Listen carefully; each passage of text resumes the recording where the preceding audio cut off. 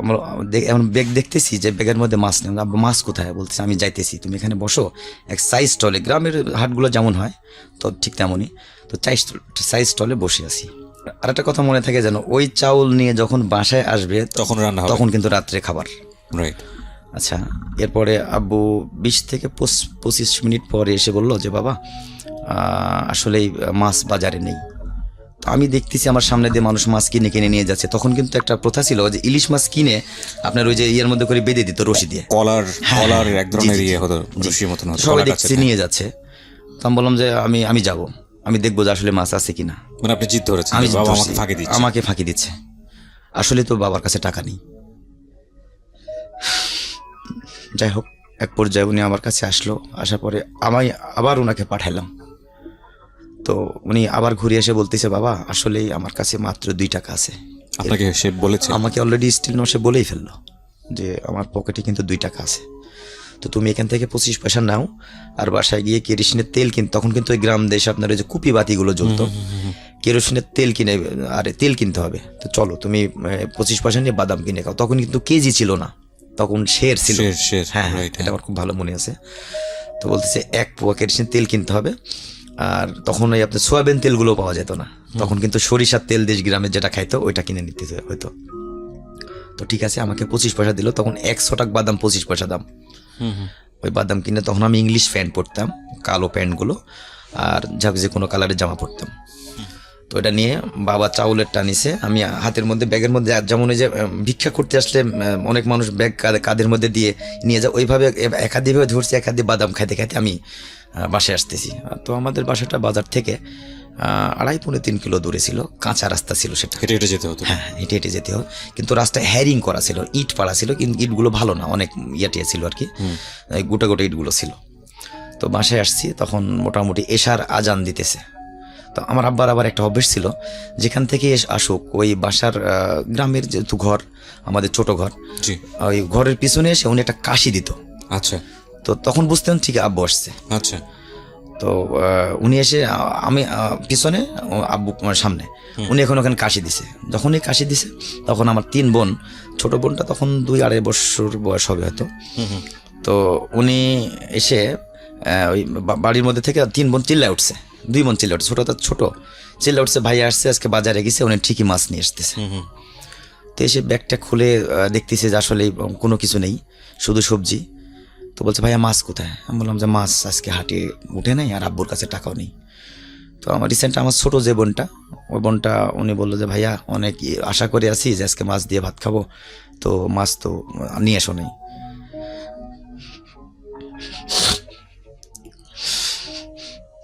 যাই হোক, পরে আমিও এক পর্যায়ে বাসায় এসে একটু পানি খেয়ে, তখন শীত চলে আসছে, আমিও রোদের সঙ্গে মা রান্না করতেছে, আমি ঘুমাই গেছি। রাত্রি 9:30 পৌনে 10টার দিকে মা খাওয়ার জন্য ডাকছে। তো 4 ভাই বোনকে খাওয়াবে, খাওয়ানোর পরে ঘুম লাগাবে। তো আমি ঘুমাই গেছি আগেই, তো আমি উঠবো না, বলছি না মাছ নেই, আমি ভাত খাবো না।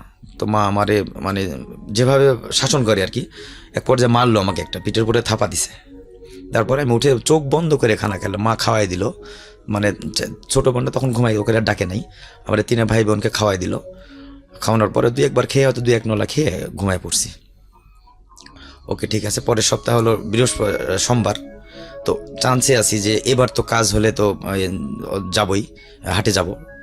তো এর মধ্যে ওই শুক্রবার স্কুল নেই, টার্গেট করে আছি কালকে শনিবার, রবিবার, সোমবারে হাটে যাব, 3 দিন ঠিক মতো ক্লাস করব। ওকে, ক্লাস করতেছি, 3 দিন ক্লাস করছি। ক্লাস করে মনে রাখছি যে সোমবার কবে, সোমবারে। তো আমি দুপুরবেলা টিফিন থেকে না বলে আমি চলে আসছি, টিফিন থেকে না বলে চলে আসছি। আসার পরে আব্বুর সাথে হাটে যাব, তো বাসায় আসছি। এর মধ্যে আসলে আর কিছু কথা, আমি ব্যাকে যাচ্ছি একটু। তো আমাদের ওই তখন 15 টাকা কামলা, প্রত্যেক দিন একটা কাজ করে ডে লেবার পেতে 15 টাকা। আমাদের কিন্তু ওই 5 জনকে দিয়ে মোটামুটি 4 জন খানা খাই, যেহেতু ছোটো বন্দিটা ছোটো, 4 জন ফুল খানা খাইতে পারি। 1 কেজি চাউলে সারাদিন হয় না। জি। তো আমাদের দেশ গ্রাম, ওই পেঁপে গাছ ছিল। মা কি করতো, সকালবেলা উঠে ওই গাছ থেকে পেঁপে নামাইতো, তার মধ্যে অল্প করে চাউল দিয়ে, ওটা দিয়ে আমাদের খিচুড়ি রান্না করে দিত। তো রান্না করতে একটু পরে রান্না একটু পরে করতে, যেহেতু 12টায় স্কুলে যেতে হয়, বোনেরা যায় হলো 10টায়, মানে এমন টাইমে রান্না করে বোনেরা খেয়ে যেন চলে যেতে পারে। আর আমি আবার 12টায় যাই, তারা হলো আমি ক্লাস 4-এ পড়ি, তো হচ্ছে ওই খানা খেয়ে চলে যাই। এর মধ্যে আবার কোনো দিন রাত্রি এসে দুপুরে সন্ধ্যার সময় তো আবার দুপুরে খাইতে পাই না, অত টিফিনে আসিও না। টিফিনে আর মনে করেন যেহেতু খাবার নেই, রাত্রি এসে যাই হোক যেটা দিয়ে যাই করে ওইটা দিয়ে খাইতাম। গ্রাম দেশ, কোনো সময় দেখা যাচ্ছে কচু পাতা তুলে রান্না করতো, বা ওই পেঁপে ভর্তা করতো, বা ওই অন্য কিছু একটা করতো। তো এমনকি মানে বৎসরে 1-2 দিন মাছ খাইতে পারতাম কিনা সন্দেহ ছিল। মাংসের তো প্রশ্ন, মাংসের তো প্রশ্ন, ওই যে ঈদের দিন, কুরবান ঈদের অপেক্ষা করতাম, ওই দিন হলে মাংস খাবো।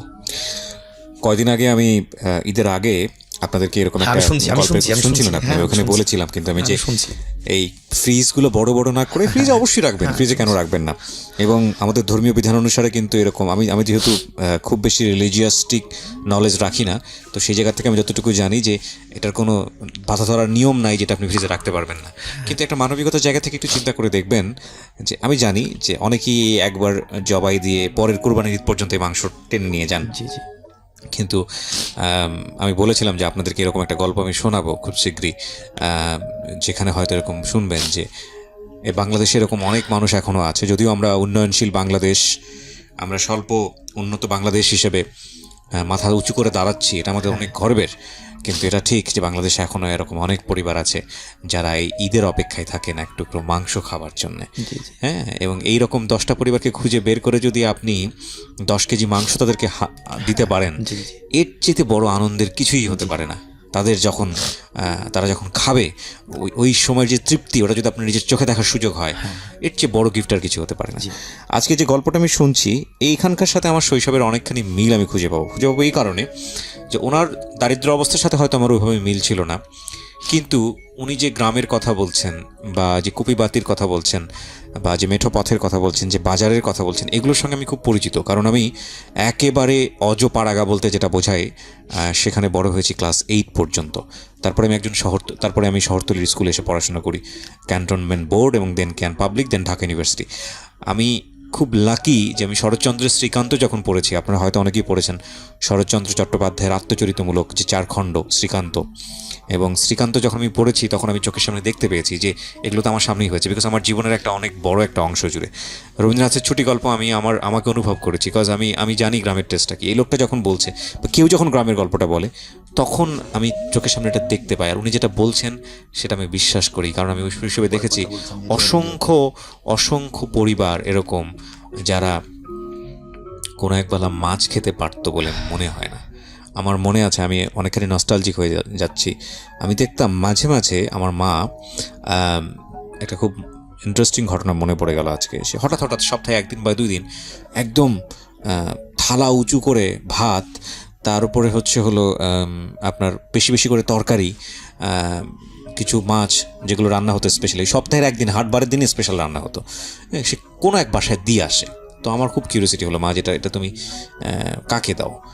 তো মাসে 1-2 বার এই কাজটা করতো। তো আমি তারপরে গিয়ে দেখলাম যে যেই ছেলেটার সাথে আমি রেগুলার খেলি, তারই বাবা, সে অসুস্থ, সারাদিন বিছানায় পড়ে থাকে, তার বাড়িতে সে পৌঁছায় দেয়। এবং ওই ভদ্রমহিলা, ওনার ওয়াইফ আমাদের বাড়িতে কাজ করতো। তো এই যে আপনি যে গল্পগুলো বলছেন না, ওই সময় আসলে অনুভব করতে পারিনি। আপনি যখন বললেন না যে বাবাকে আমাকে ফাঁকি দিচ্ছে কিনা, আমার কাছে মনে হচ্ছে যে ওই শৈশবে যদি আমিও থাকতাম, আমিও ঠিক একইভাবেই উপলব্ধি করতাম যে আসলে কি ফাঁকি দিচ্ছে কিনা।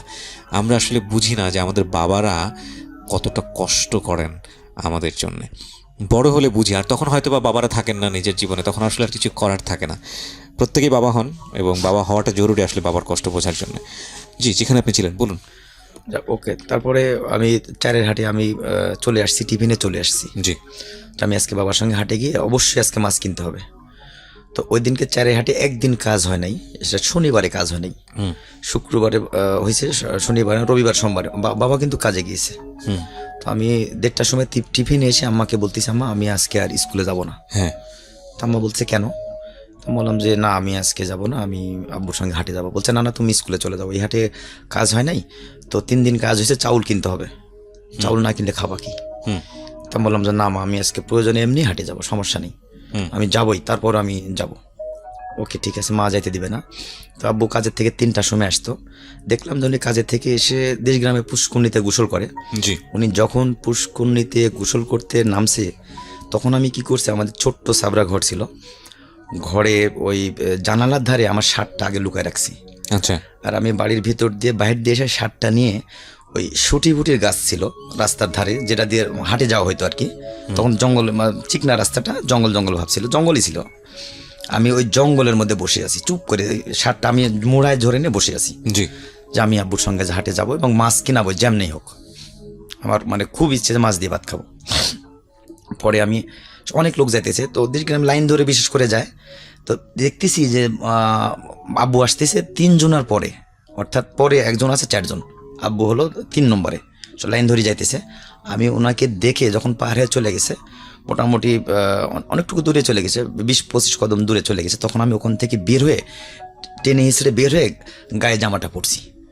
পরে মনে থাকে যেন আমি খালি পায়ে চলে গেছি। তারপরে আমি পিছন দিয়ে হাঁটা দিছি। তো বাবারা যাইতেছে আর জিজ্ঞেস করতেছে যে বাজারে গেলে চাউল পাওয়া যাবে কিনা। ওই টাইমে টাকা যদিও থাকতো, চাউল টাউল কম পাওয়া যেত। তো বলতেছি হ্যাঁ পাওয়া যাবে। এর মধ্যে বাবা বামের দিকে ঘুরে চায় দেখে আমি যাইতেছি। ওকে। তখন আমাকে এটা কিরে তুই, তা বললাম বাবু আমি তো আগেই চলে আসছি, এসে আমি ওই যে জঙ্গলের মধ্যে লুকাইছিলাম। কয় তোর আম্মা কি জানে? তা বললাম যে না, আম্মা তো খেয়াল করেনি। কয় ঠিক আছে আস। কয় আবার খোঁজাখুঁজি করবে নাকি? তো আরেকজন আবার উনি বাজার করে নিয়ে যাচ্ছিল, উনি আবার ওনাকে বলে দিল যে মামুন আমার সঙ্গে আসছে। তো উনি এসে বাসায় বলে দিয়েছে, আর টেনশন করে নেই।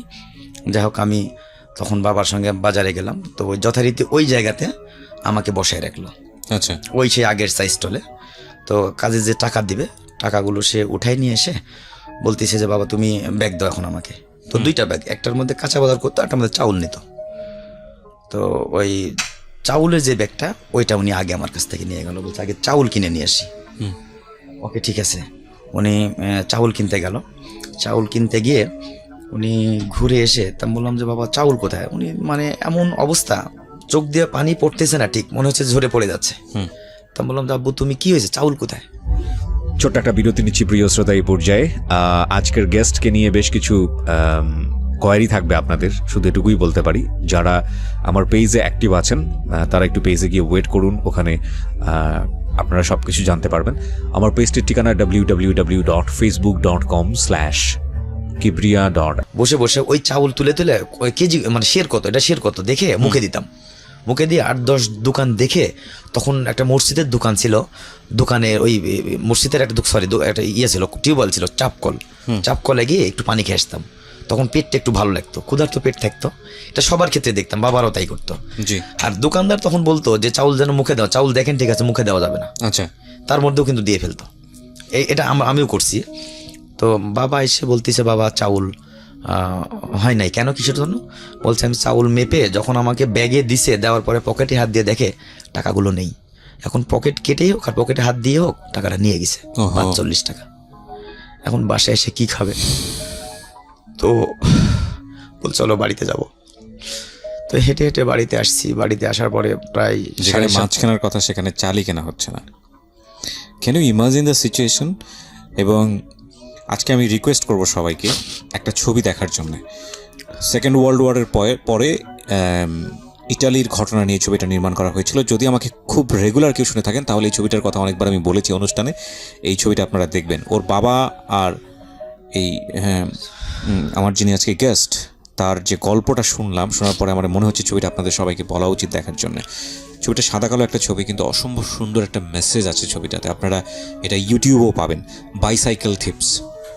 অবশ্যই আপনারা ছবিটা দেখবেন, আমি আজকে বলে দিলাম। ধৈর্য নিয়ে দেখতে হবে। ছবির ঘটনাটা অসাধারণ একটা ঘটনা, যেখানে বাবা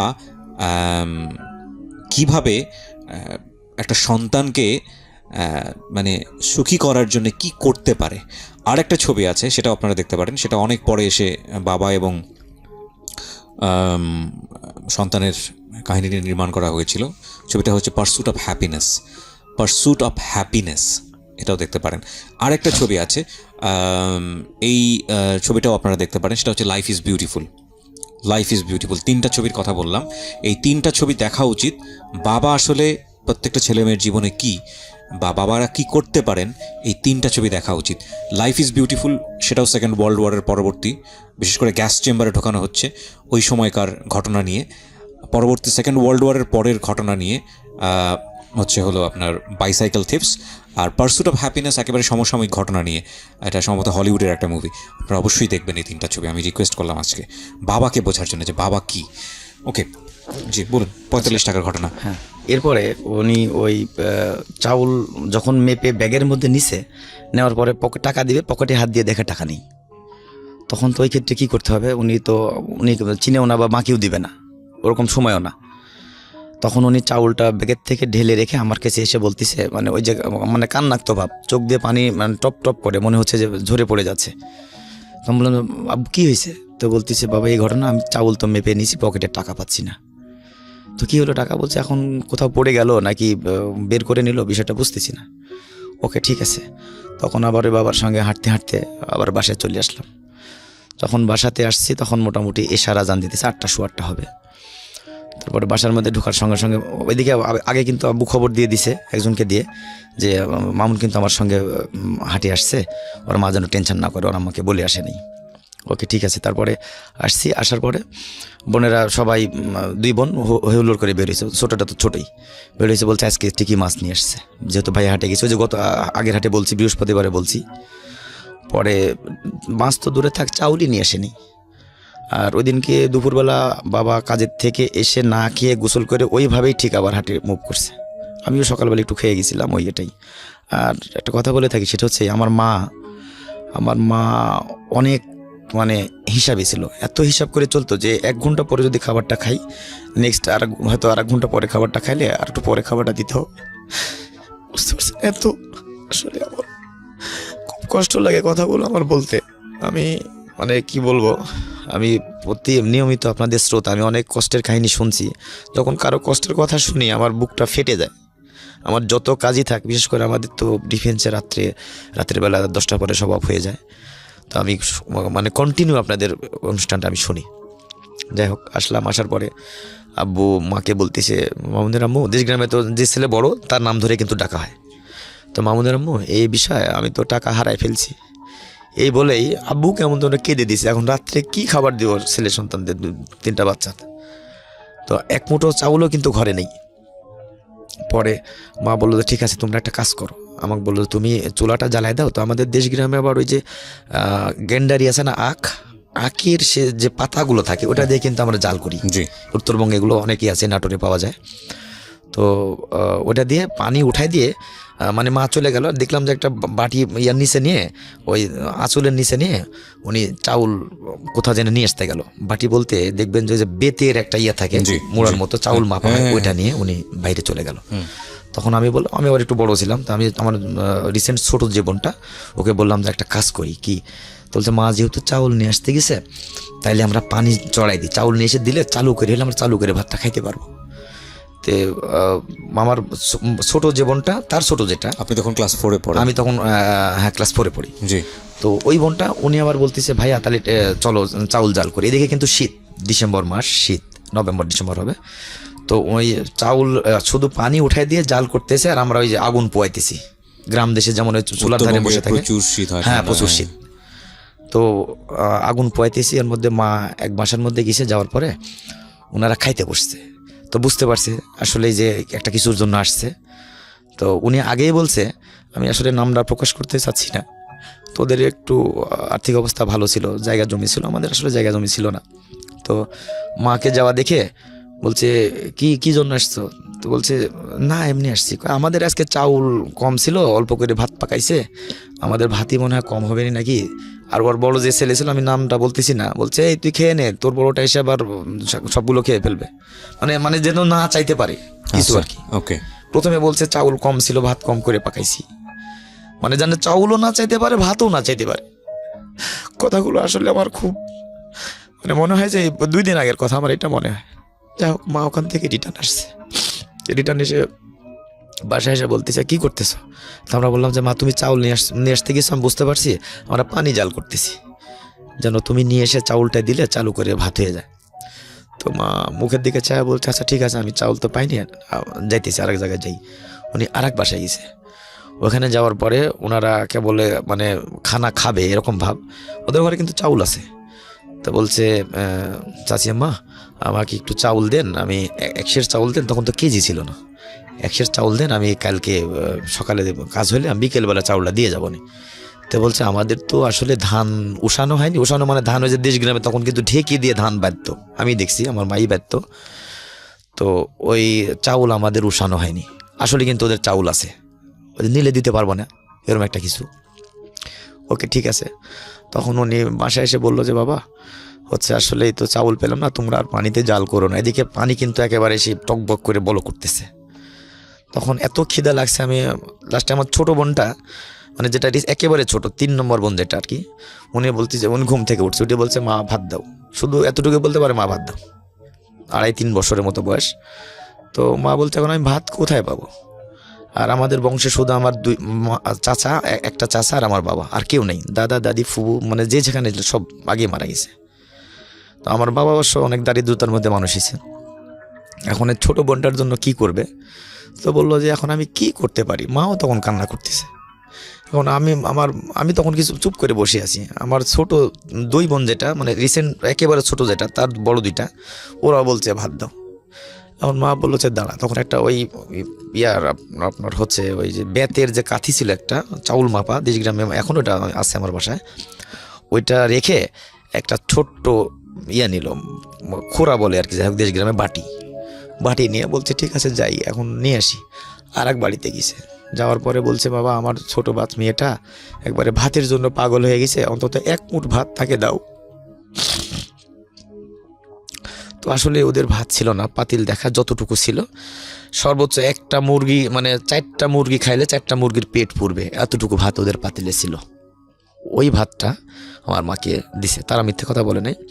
তো ভাতটা দেওয়ার পরে ভাতটা নিয়ে আসছে, নিয়ে আসার পরে মনে হইতেছে মানে ওই ভাতটা দেখে যে ভাতগুলো যদি সব খাইতে পারতাম মনে হয় পেটটা শান্তি হতো। তারপরে বলছে দাঁড়াও আগে আমার ছোটো বোনের নাম শেফা, তো বলছে আগে শেফাকে খাওয়াই। ওকে খাওয়ানোর পরে ঠিক এতটুকু ভাত বাঁচে, ওই ভাতটা মা বললো যে শোনো এই ভাতটা পানি ভাত করলে তাহলে ভালো লাগবে খাইতে। তখন আমার কিন্তু 8-9 বছর, যেহেতু 10 বছর বয়স, বুঝলাম যে পানি ভাত করলে বেশি হবে, তুমি মেজানো করতাম পানি ভাত খাওয়ার, আমি খাবো। তো মা বলছে না বাবা ওদেরকে 2জনকে দাও। তো মা একটা বলের মধ্যে নিয়ে ভাতগুলো চেপে আপনার পানি দিয়ে মানে মাড়ি করে ফেলছে, আর লবণ দিল, লবণ নিয়ে প্রায় 1 লিটারের মতো পানি দিছে, তখন 1 কেজির মতো। ওই আমাদেরকে বলছে তুমি আগে একটু খাও, জাস্ট ওর মধ্যে কোনো ভাত নেই, পানিটা যে মাড়ির মতো হয়ে গেছে, মানে ঠিক ভাতের যেমন মাঠ থাকে না, ওইটা খেয়ে রাত্রে শুয়ে পড়ছি। আর তখন শোয়ার পরে সকালবেলা এখন স্কুলে যেতে হবে, আব্বু কাজে যাবে। আর কাজের একটা সিস্টেম ছিল, গ্রাম দেশে একটা উঠান বাড়ি আছে যেখানে ধান টান রাখা হয়, ওই দেশ গ্রামে ওই এক বৃত্তমান ছিল, তারা জায়গা জমি ছিল, ওদের উঠানের পরে বসে ওই মানে যারা কাজে যাবে তাদেরকে ওখান থেকে নিয়ে যেত, মানে কার কার কাজ হইতেছে ওখান থেকে নিয়ে যেত, গ্রামেরই তো কাজ। তো সকালবেলা উঠে আব্বু ঠিক ওখানে চলে গেছে, আমি ঘুম থেকে উঠে দেখতেছি আব্বু নেই। আমি বললাম যে তাহলে ওখানে গেছে, আমি হাত মুখ ধুয়ে এসে পড়তে বসবো। আব্বু এসে বললো যে কাজ হয়েছে, কাজে যাব। আর ওই পড়তে বসে আর কিন্তু সজাগ থাকি যে আব্বু এসে যেন বলে যে কাজটা যেন হয়। যেদিন এসে বলে যে আজকে কাজ হয়নি, ওদিন মনটা খুব খারাপ হয়ে যায়।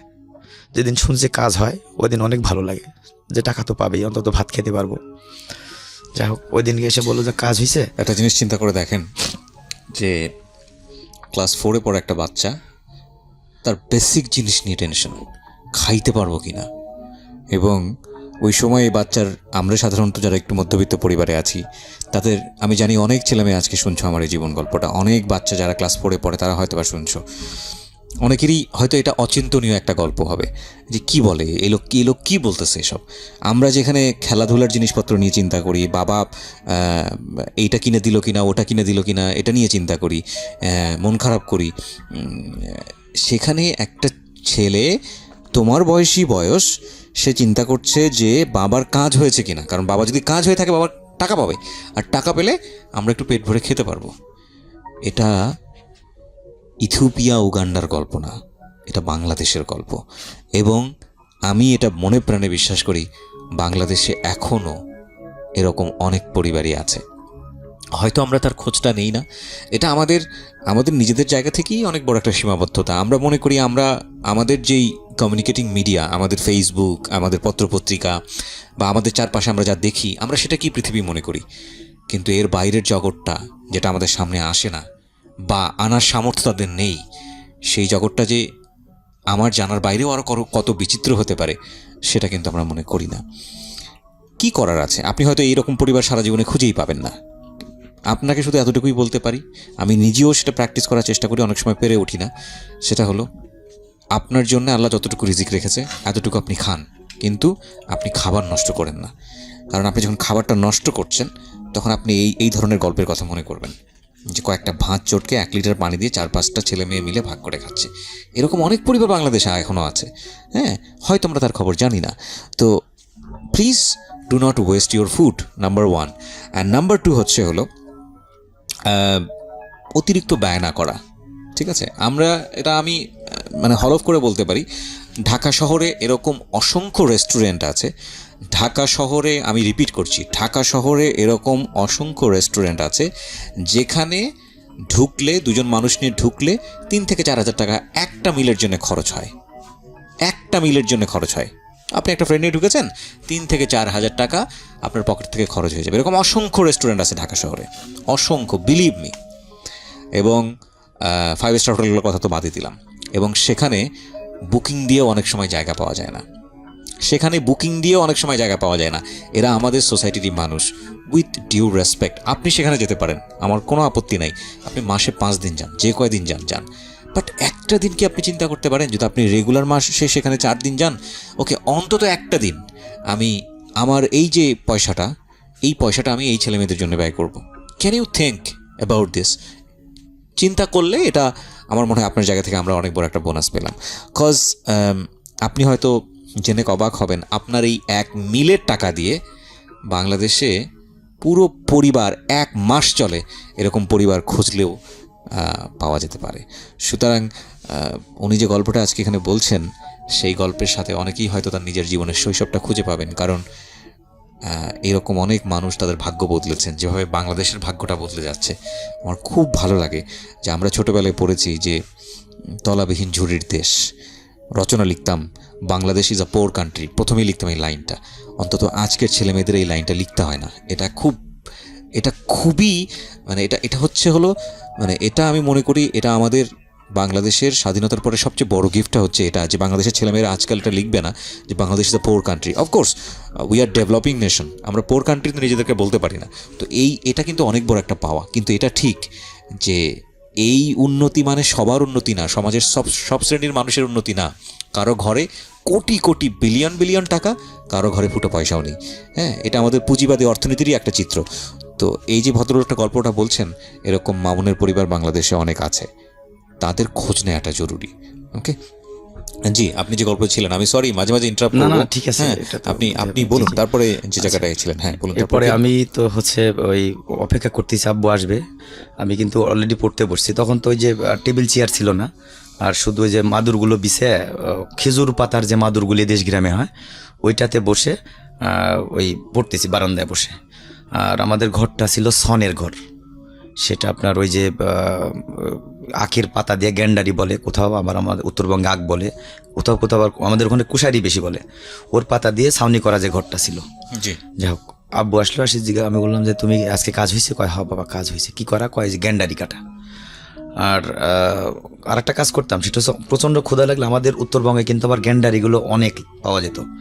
তো মিষ্টি জিনিস কি আর কতক্ষণ থাকা যায়, ওই মাঝে মধ্যে মাঠে গিয়ে মানুষের জমিন থেকে গ্যান্ডারি কেটে খাইতাম। এটা কিন্তু আমাদের দেশে অ্যাভেলেবল পাওয়া যায়, এখনও পাওয়া যায়। যাই হোক, আব্বু ওই গ্যান্ডারি কাটা কাজে যাবে। তো যার কাজ হয়েছে ওনার কাছে বাসায় আসলে এসে দেখলাম মানে খুব দ্রুত বের হয়ে চলে গেল। তো বের হয়ে চলে গেল, ব্যাগটা মানে ওই বাজারের চাউলের ব্যাগটা উনি হাতে নিয়ে চলে গেছে। তো খেতে তো হবে সারাদিন, তারপর উনি কাজে যাচ্ছে, ওনাকে আবার খেতে দেবে না, খাবার বাসা থেকে নিতে হবে। উনি গিয়ে যার কাজ হয়েছে ওনাকে বলছে যে ভাই তোমার তো আমি কাজ করতে যাচ্ছি, তো আমাকে টাকাটা একটু আগে দিলে কালকে আমি আসলে বাজারে টাকা পয়সা হারাই ফেলছি, চাউল টাউল নিয়ে আসতে পারি নাই, রাত্রেও না খেয়ে আসি। তখন এই টাকাটা নিয়ে আমি চাউল কিনে বাসায় দিয়ে গেলে তাহলে আমার পোলাপানগুলো খেয়ে হয়তো স্কুলে যেতে পারবে, আমার কাছে খাবারটা নিতে পারবে। উনি বলছে যে আসলে ভাই এখন তো আমার কাছে 1টি টাকা নয়, বিকেলে ছাড়া আমার টাকা হবে না, এই কথা উনি বলছে। জি। উনিও কিছু না বলে আসতেছে, আসার সময় খুবই গম্ভীরভাবে আসতেছে। তো উনি আরেকজন মানুষ আবার আমাদের ওখানে ছিল, উনি এখনো বেঁচে আছে। উনি বলছে কি কাজ হয়েছে আজকে? তো বলছে হ্যাঁ কাজ তো হয়েছে ভাই, তো আমি কাজে যাচ্ছি, বাসাতে তো একটু চাউল ডাউল কোনো কিছুই নেই কালকে। কেন কালকে না হাট গেল, কি করলা, কাজ করছো? কালকে এই ঘটনা ঘটে গেছে, আমি টাকা পয়সা হাটে হারাই ফেলে আসছি, রাত্রে না খাওয়ার মতো না খেয়েছিলাম। তো বলতেছে কি করা যায়? তো ঠিক আছে তুমি যাও, আমি দেখতেছি, তুমি কাজে যাও। তো উনি এসে আমার আম্মাকে জিজ্ঞেস করছে যে এই ব্যাপার, চাউল টাউল নেই? তো বলছে না চাউল টাউল তো নেই। তো মা আর কি ওইভাবে বললো যে চাউল টাউল কোনো কিছু নেই, আমি কিন্তু ওখানে ছিলাম। তো বলতেছে একটা কাজ করো, মামুনকে পাঠিয়ে দিয়ে, ভাবি তুমি মামুনকে পাঠিয়ে দিয়ে আমার বাসার থেকে চাউল নিয়ে আসতে বলো। তো আমি করলাম যে অমুক জায়গার মধ্যে দেশগ্রামে কিন্তু হতো আপনার ওই যে সপ্তাহে শুক্রবার করে ওই যে মিলাদ মাহফিলটা হতো, তো মিলাদে গেলে অন্তত একটু খাইতে পারবো। ওই দিন থেকে শুক্রবারে হয়তো স্কুল থাকতাম না, সকালে গিয়ে বসে থাকতাম, যেখানে মিলাদ হইতেছে দাওয়াত ওখানে দিক বা না দিক চলে যেতাম। তখন কিন্তু অল্প একটু করে দিত, বেশি করে দিত না। এখন যেমন একটা কোথাও অনুষ্ঠান হলে যার যত খুশি খাইতেছে, ডাউল ভাত যত খুশি খাইতেছে, তখন কিন্তু এটা দিত না, অল্প একটু। এই গল্পটা বড় হবে প্রিয় শ্রোতা, অনেক বড় হবে। আমি শুধু আপনাদেরকে একটা কথা বলি, উনি যে গল্পগুলো বলছেন, প্রতিদিনই যুদ্ধ করতে হচ্ছে ক্ষুধার সাথে। একটা ক্ষুধার্ত মানুষ যে কতটা ভয়ানক হতে পারে, এবং পেটের মধ্যে ক্ষুধা নিয়ে এটা যে কত বড় কষ্ট, এটা মানে ক্ষুধায় যে না থেকেছে সে কোনোদিনও বলতে পারবে না যেটা কত ভয়ানক কষ্ট। আমার মনে পড়ে একটা জীবন গল্প আমি প্রচার করেছিলাম। জীবন গল্পটার প্রথমেই শুরু হয়েছিল শাউমাও করে কাঁদছে। আমি বলি আপনি কথা বলেন, শুরু করেন, শুরু করতে পারছে না। সে প্রথম লাইনটা ছিল, ভাইয়া আমার জীবনের প্রথম একটা স্মৃতি মনে পড়ে। স্মৃতিটা হচ্ছে এরকম যে ডাস্টবিন থেকে আমি ওই ইয়ে খাচ্ছি, খুব মজার একটা জিনিস খাচ্ছি। তো মজার একটা জিনিসটা কি? মজার একটা জিনিসটা হচ্ছে ভাই একটা বিরিয়ানি খাচ্ছি ডাস্টবিন থেকে। এটা আমার জীবনের প্রথম স্মৃতি। আমি বললাম যে ডাস্টবিনের থেকে মজার বিরিয়ানি। তো ভাইয়া আমি ঘটনাটা হচ্ছে আমি ডাস্টবিনের কাছে গেলাম এবং যাওয়ার পরে দেখলাম যে খুব পচা গন্ধ আসতেছে। তো কী হয়েছে, কিছু খুব ক্ষুধার্ত ছিল বাচ্চাটা, খুব ক্ষুধার্ত ছিল, এবং তারপরে সে ডাস্টবিন থেকে খুঁজে খুঁজে দেখলো যে খাবার জিনিস হচ্ছে বিরিয়ানি। সেখানে চোখে তো দেখা যায় না কতটা নষ্ট হয়েছে। সেগুলো নিয়ে খাওয়া শুরু করলো। পেটটা ভরে যাওয়ার পরে সে বুঝতে পেরেছে যে খাবারগুলো হচ্ছে পচা, যে কারণে ডাস্টবিনে ফেলে দেওয়া হয়েছে। অ্যাজ ইউজুয়ালি তাই তো হয়, ডাস্টবিনে তো আমরা সেই খাবারই ফেলি। তো এটা সে এত ক্ষুধার্ত ছিল, সে বুঝতে পারেনি যে এই খাবারটা পচা না ভালো। আমি যখন প্রথম এই গল্পটা শুনি, আমার ভেতরে কি হয়েছিল এটা রেডিওতে এক্সপ্রেস করা যায় না। আমি অনেক সময় অনেকে আমাকে জিজ্ঞেস করেন, আচ্ছা ভাই আপনি এত যে গল্প শোনেন আপনি তো বলেন না। ইদানিং আমি অনেক ইন্টারাপ্ট করি, অনেক বলি। আমি একটা সময় বলতাম না। আমি মাইক্রোফোনের এই পাশে কখনো কেঁদেছি, মাইক্রোফোনের এই পাশে আমার চোখ ভারী হয়েছে, আমার গা শিউটে উঠেছে, আমার স্থবির হয়ে গেছি। এই এক্সপ্রেশনগুলো কখনো আমি রেডিওতে বলিনি, বিকজ এটা বলা যায় না। তবে এটা ঠিক, এই গল্পটা শোনার পরে আমার কাছে অবিশ্বাস্য মনে হচ্ছিল যে মানুষ কীরকম হয়। And the most interesting thing is that আসলে এই ঘটনাগুলো আগেও ঘটতো, কিন্তু ভাবে আমি কখনো চোখ দিয়ে দেখিনি। এরপর আমি ডাস্টবিন দেখলেই আমি তাকাতাম যে আসলে কি ডাস্টবিনের ভিতরে আশেপাশে বসে কেউ খাচ্ছে। এবং বিলিভ করবেন না, তারপরে আমি ঢাকা শহরে অসংখ্যবার দেখেছি যে মানুষ ডাস্টবিন থেকে খাবার বেছে বেছে কুড়িয়ে নিয়ে খাচ্ছে, এবং সেটা ছোট বাচ্চা থেকে শুরু করে বৃদ্ধ মানুষ পর্যন্ত আমি দেখেছি। এখনও আপনি খুব ভালো করে লক্ষ্য করলে দেখবেন যে এরকম মানুষ আমাদের পাশে আছে। সেই মানুষটাকে আমরা তোয়াক্কা করি না কারণ তার গায়ে ময়লা থাকে, সেই মানুষটাকে আমরা পাত্তা দিই না, সেই মানুষটাকে আমরা মানুষ মনে করি না কারণ ডাস্টবিনেরই কীট মনে করি, কারণ দেখতে সেরকমই। কিন্তু সে মানুষ, তারও হয়তো আমার মতো বিবেক আছে। কোনোদিন তার কাছে যাওয়া হয় না, জিজ্ঞেস করা হয় না। তার হয়তো খুব সুন্দর একটা অতীত ছিল, কিংবা তার হয়তো খুব সুন্দর একটা জীবন গল্প ছিল। সে হয়তো পরিস্থিতির শিকার, এবং সে ডাস্টবিন থেকে খাবারটা কুড়িয়ে কুড়িয়ে খাচ্ছে। এই চিত্রগুলো আমরা দেখে অভ্যস্ত। আপনি যখন জীবন গল্পটা শুনছেন, আমার এই কথাগুলো শুনে আপনার বুকের মধ্যে খোঁচা লাগছে, কিন্তু কালকে যখন আপনি কর্মব্যস্ত জীবনে বের হবেন রাস্তায়, আপনি দেখবেন এই চিত্রটা আপনার ভেতরে টাচ করবে না। এই ব্যারিয়ারটা ভাঙাটা জরুরি। আপনি জাস্ট একটু ভাঙেন নিজেকে।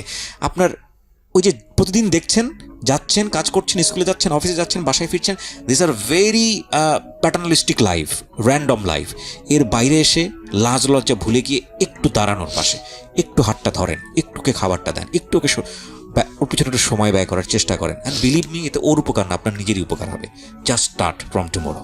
ওকে জি, আপনি যেটা বলছিলেন যে পেঁপে বেছে বেছে ফেলে দিতেন, শুধু চালটুকু খেতেন। পেঁপে বেছে বেছে ফেলে দিয়ে শুধু দুই একটা ভাত যেটা থাকতো, আসলে আধা পোয়া চাল, আর মানুষ হলো আমরা মোটামুটি 4 জনই বলা চলে, যেহেতু ছোটো বোনটা মানে 3 নম্বর বোন যেটা, সেটা একটু কম খাইতো।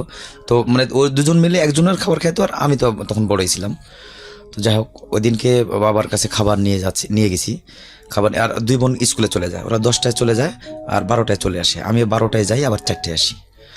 তো এবার চলতেছে, চলার মধ্যে আমি 5 পাস করলাম, জি, ক্লাস 6-এ ভর্তি হলাম হাই স্কুলে। আচ্ছা, যখন হাই স্কুলে ভর্তি হলাম তখন ওখানে আসলে টাকার পরিমাণটা বেড়ে গেছে। তো আব্বা এক পর্যায়ে বললো যে তোমার লেখাপড়া করতে হবে না। তা আমি বললাম যে লেখাপড়া করবো না তাহলে কি করব। তো এখানে আবার ওই কিছু লোকজন ছিল যে লেখাপড়া করায় ছেলেকে কি করবা, তুমি দিন মজুরে কাজ করো, এখন একটা কাজ করো, ওই কারোর দোকানে রাখো, মুদিখানার দোকানে রাখলে দেখা যাচ্ছে মাসে 100-200 টাকা দিল, এটাতে তোমার হয়তো সংসারের একটু আসবে, কিছুটা হলো সাপোর্ট হবে, কিছুটা সাপোর্ট পাবে।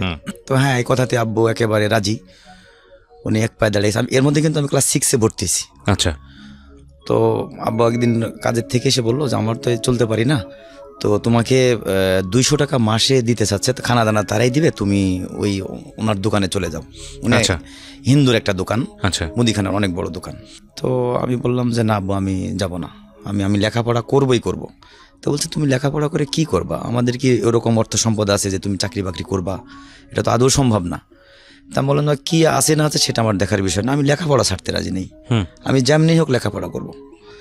তো এর মধ্যে কি করলাম, আমি বুদ্ধি করলাম, আমাদের বাজার থেকে আমাদের বাসা যেখানে 2.5 কিলো রাস্তা, তখন ভ্যান ছিল, আমি একটা ভ্যান কিনলাম 1200 টাকা দিয়ে। ভ্যানটা কিনলাম কেমনে, আমার মায়ের 3টা ছাগল ছিল, 3টা ছাগল বিক্রি করছিল 1250 টাকা।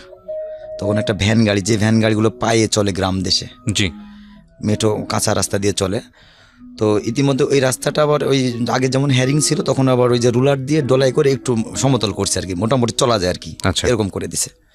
তখন আমি কি করি, সকালবেলা উঠে ওই, আর ওই দোকান থেকে অলরেডি ওই হিন্দু মানুষটা আমাকে নেওয়ার জন্য চলেও আসছে, আচ্ছা, যে আমার দোকানেও থাকবে, মাসে 200 টাকা করে দিব, আর সকালে বাসার থেকে যে আমার ওখানে নাস্তা করবে, দুপুরে খাবার খেয়ে রাত্রে খেয়ে তারপরে বাসায় আসবে, যদি মনে করে সে আসবে আসবে, না হলে আসবে না। আচ্ছা, তো আমি বললাম যে না, আমি যাব না, আমি ওইখানে যাব না, আমি ভ্যান কিনবো। তো মাকে বললাম যে মা, আমার খুব লেখাপড়া করতে ইচ্ছে করতেছে, লেখাপড়া আমাকে করতেই হবে। তো আমি একটা ভ্যান কিনলাম, ভ্যান কিনে সকালবেলা ফজরের পরে উঠে একটু হাত মুখ ধুলাই করে পড়াশোনা করে তারপরে ভ্যানটা নিয়ে বের হই। ঠিক 8টায় বের হই, 9:30 মধ্যে বাসায় চলে আসি, আবার 10টায় স্কুলে যেতে হবে, বাড়ির পাশে স্কুল। তো এসে তখন আবার গোসল টোসল করে, তখন আমি ক্লাস 6-এ উঠছি, তখনও কিন্তু আমার মানে ফুল প্যান্ট ছিল না, বাড়িতে আমার ফুল প্যান্ট ছিল না, একজনের প্যান্ট সে নিয়ে গিয়ে আমি ভর্তি হয়ে আসছি। এরপরে 2 দিন আমি ওই হাফ প্যান্ট পরে স্কুলে গেছি, তখন বলছে বাবা হাফ প্যান্ট পরে তো আসা যাবে না, প্যান্ট স্কুল ড্রেস বানাইতে হবে। তা বললাম স্কুল ড্রেস বানাতে এখন এই স্কুল ড্রেস টেস সহ 125 টাকা লাগবে, এত টাকা তো এখন স্যার আমার আদৌ সম্ভব না, তো আমাকে কয়টা দিন সময় দিতে হবে। তো হেডমাস্টার যিনি ছিল উনি আমাকে ডেকে বললো, আচ্ছা ঠিক আছে, তুমি আসলে তো অনেক কষ্ট করতেছো দেখতেছি, তো তুমি কয়দিন পরেই বানাও, তুমি এভাবে স্কুলে এসো। ওকে, আমি যথারীতি ক্লাস শুরু করলাম। আর ওই যে সকালে ভ্যান গাড়িটা নিবে 1200 টাকা দিয়ে ভ্যান গাড়ি কিনছি, একটা পুরান রিকন্ডিশন একটা ভ্যান, দেশগ্রাম থেকে 1200 টাকা দিয়ে কিনছিলাম তখন। আচ্ছা, তো ওই দেখা যাচ্ছে 10 টাকা 12 টাকা 15 টাকা, কোনো দিন 20 টাকাও হয়, 1.5-2 ঘন্টা চালাইলে 20 টাকাও হয়। তো ওইটা নিয়ে এসে মায়ের হাতে দিতাম, আর আমি আব্বাকে বলতাম যে এই যে আমাকে 200 টাকা মাসে কাজে রাখছিলা, আমি কিন্তু ওই টাকা দিতেছি এখন, আর আমি কিন্তু ওই লেখাপড়াও করতেছি, আমাকে কিন্তু আর মানুষের ওই দোকানে কাজে থুবা এটা কিন্তু হবে না। তো সবাই দেখতেছি আমি লেখাপড়া করতেছি, মানে বাবাকে যতটুকু পারতেছি হেল্প করতেছি। আবার বিকেলে 4টায় আসি, তখন কিন্তু আমার ফ্যামিলিটা একটু সচ্ছল, আচ্ছা, যেহেতু ওই যে ভ্যান গাড়িটা চালাইতেছি। তো বিকেলে এসে দেখা যায় সন্ধ্যার এখন 4টার সময় আসি, আসার পরে 2 ঘন্টা 6টা পর্যন্ত, 6:30 7টা পর্যন্ত ভ্যান গাড়ি চালাই, চালানোর পরে চলে আসি। তখন বিকেলে এসে 10 15 20 টাকা বা 30 টাকা কোনো দিন হয়, ওটা নিয়ে এসে পুরোটাই মায়ের হাতে দিই। তো এরকম করতে করতে এক পর্যায়ে আমার আব্বুর প্যারালাইসিস হলো। আচ্ছা, তো তখন বাবা আর কোনো কিছু করতে পারে না, তখন আমি ক্লাস 7-এ পড়ি, তো কিছু করতে পারে না, 6-7 মাস পড়ে থাকলো, মাথার উপরে 3টা বোন। তো বড় বোনটা মোটামুটি আমার সমানে, আমরা 1 বছরের সিনিয়র জুনিয়র, পাশাপাশি গ্রামের এলাকা তো যেমন হয় আর কি। ওকে, তো হচ্ছে আমি তখন ক্লাস 7-এ লেখাপড়া করি, তো লেখাপড়া করি আর ওই ভ্যান চালাই, আব্বা পড়ে থাকলো একেবারে পুরা 3 মাস, উনি কোনো কিছু করতে পারে না, মানে পুরো ফ্যামিলিটা আমার পুরো ডিপেন্ডেন্ট করে উইথ আমাকে লেখাপড়া করতে হয়। বোনগুলো কিন্তু লেখাপড়া করতেছে পাশাপাশি। আমি হচ্ছে এর মধ্যে কি হলো, আমার ওই ভ্যান গাড়িটা আমার যে বাজারটা, ওই বাজারের সামনেতে আব্বু এর মধ্যে আবার একটু সুস্থ হলো, একটা কবিরাজার কাছে গিয়ে উনি একটু হালকা সুস্থ হলো। আচ্ছা, সুস্থ হওয়ার পরে তখন চলাফেরা করতে পারে মোটামুটি আর কি, চলতে পারে। তো ভ্যান গাড়িটা আমি বাজারে নিয়ে রাখছি সন্ধ্যার দিকে, নিয়ে এক দোকানে আমি পানি খেতে গেছি যে একটা সিঙ্গাড়া খাবো, তখন একটা সিঙ্গাড়া ছিল 1 টাকা করে দাম। আচ্ছা। আমি একটা সিঙ্গাড়া খেতে ঢুকছি, এসে দেখি আমার ভ্যানটা নেই। ওহো, দেখেন চিন্তা করেন কি একটা অবস্থা। মানে আমার ফ্যামিলিতে যেটার প্রধান ইনকামের উৎসাহ ছিল একটা ভ্যান গাড়ি। আমি কিন্তু স্টুডেন্ট তখন ক্লাস 7-এর। আমি বাপ তখন প্যারালাইজড। বাবা তখন স্টিল নাও প্যারালাইসিস, পুরো 5টা মুখ আমার ফুড ডিপেন্ডেন্ট করে। তখন আমি বাইরে যখন দেখছি যে আমার ভ্যান গাড়িটা নেই, তখন আমার মনে হচ্ছিল যে আল্লাহ আসমানটা আমার মাথার উপরে পড়ে গেছে। মানে আমার কি করবো, আমি হুঁশ পাচ্ছি না, কোন দিকে দৌড় দিব না, কিছু বলবো, কাউকে কিছু বলবো। আমি হুদাই একদিকে দৌড় দিতেছি, বলছে আমি চিল্লাইতেছি যে আমার গাড়িটা নেই, খালি বলতেছি গাড়িটা নেই। সবাই বলছে এরকম করতেছে কেন? তখন বলছে ছেলেটা তো ভ্যান চালায়, মাঝে মাঝে দেখি গাড়ি চালায়। বুঝতে আমি কিন্তু লেখাপড়া করি। পরে অনেক খোঁজাখুঁজির পরে গাড়িটা যখন পাইলাম না, তো আমি বাসায় আসতে পারতেছি না যে কেমনে আমি বাসায় এসে, আর বাসায় এসে কেমনে বলি। এক পর্যায়ে আমি ওইখানে মানে সেন্সলেসের মতো হয়ে গেছি।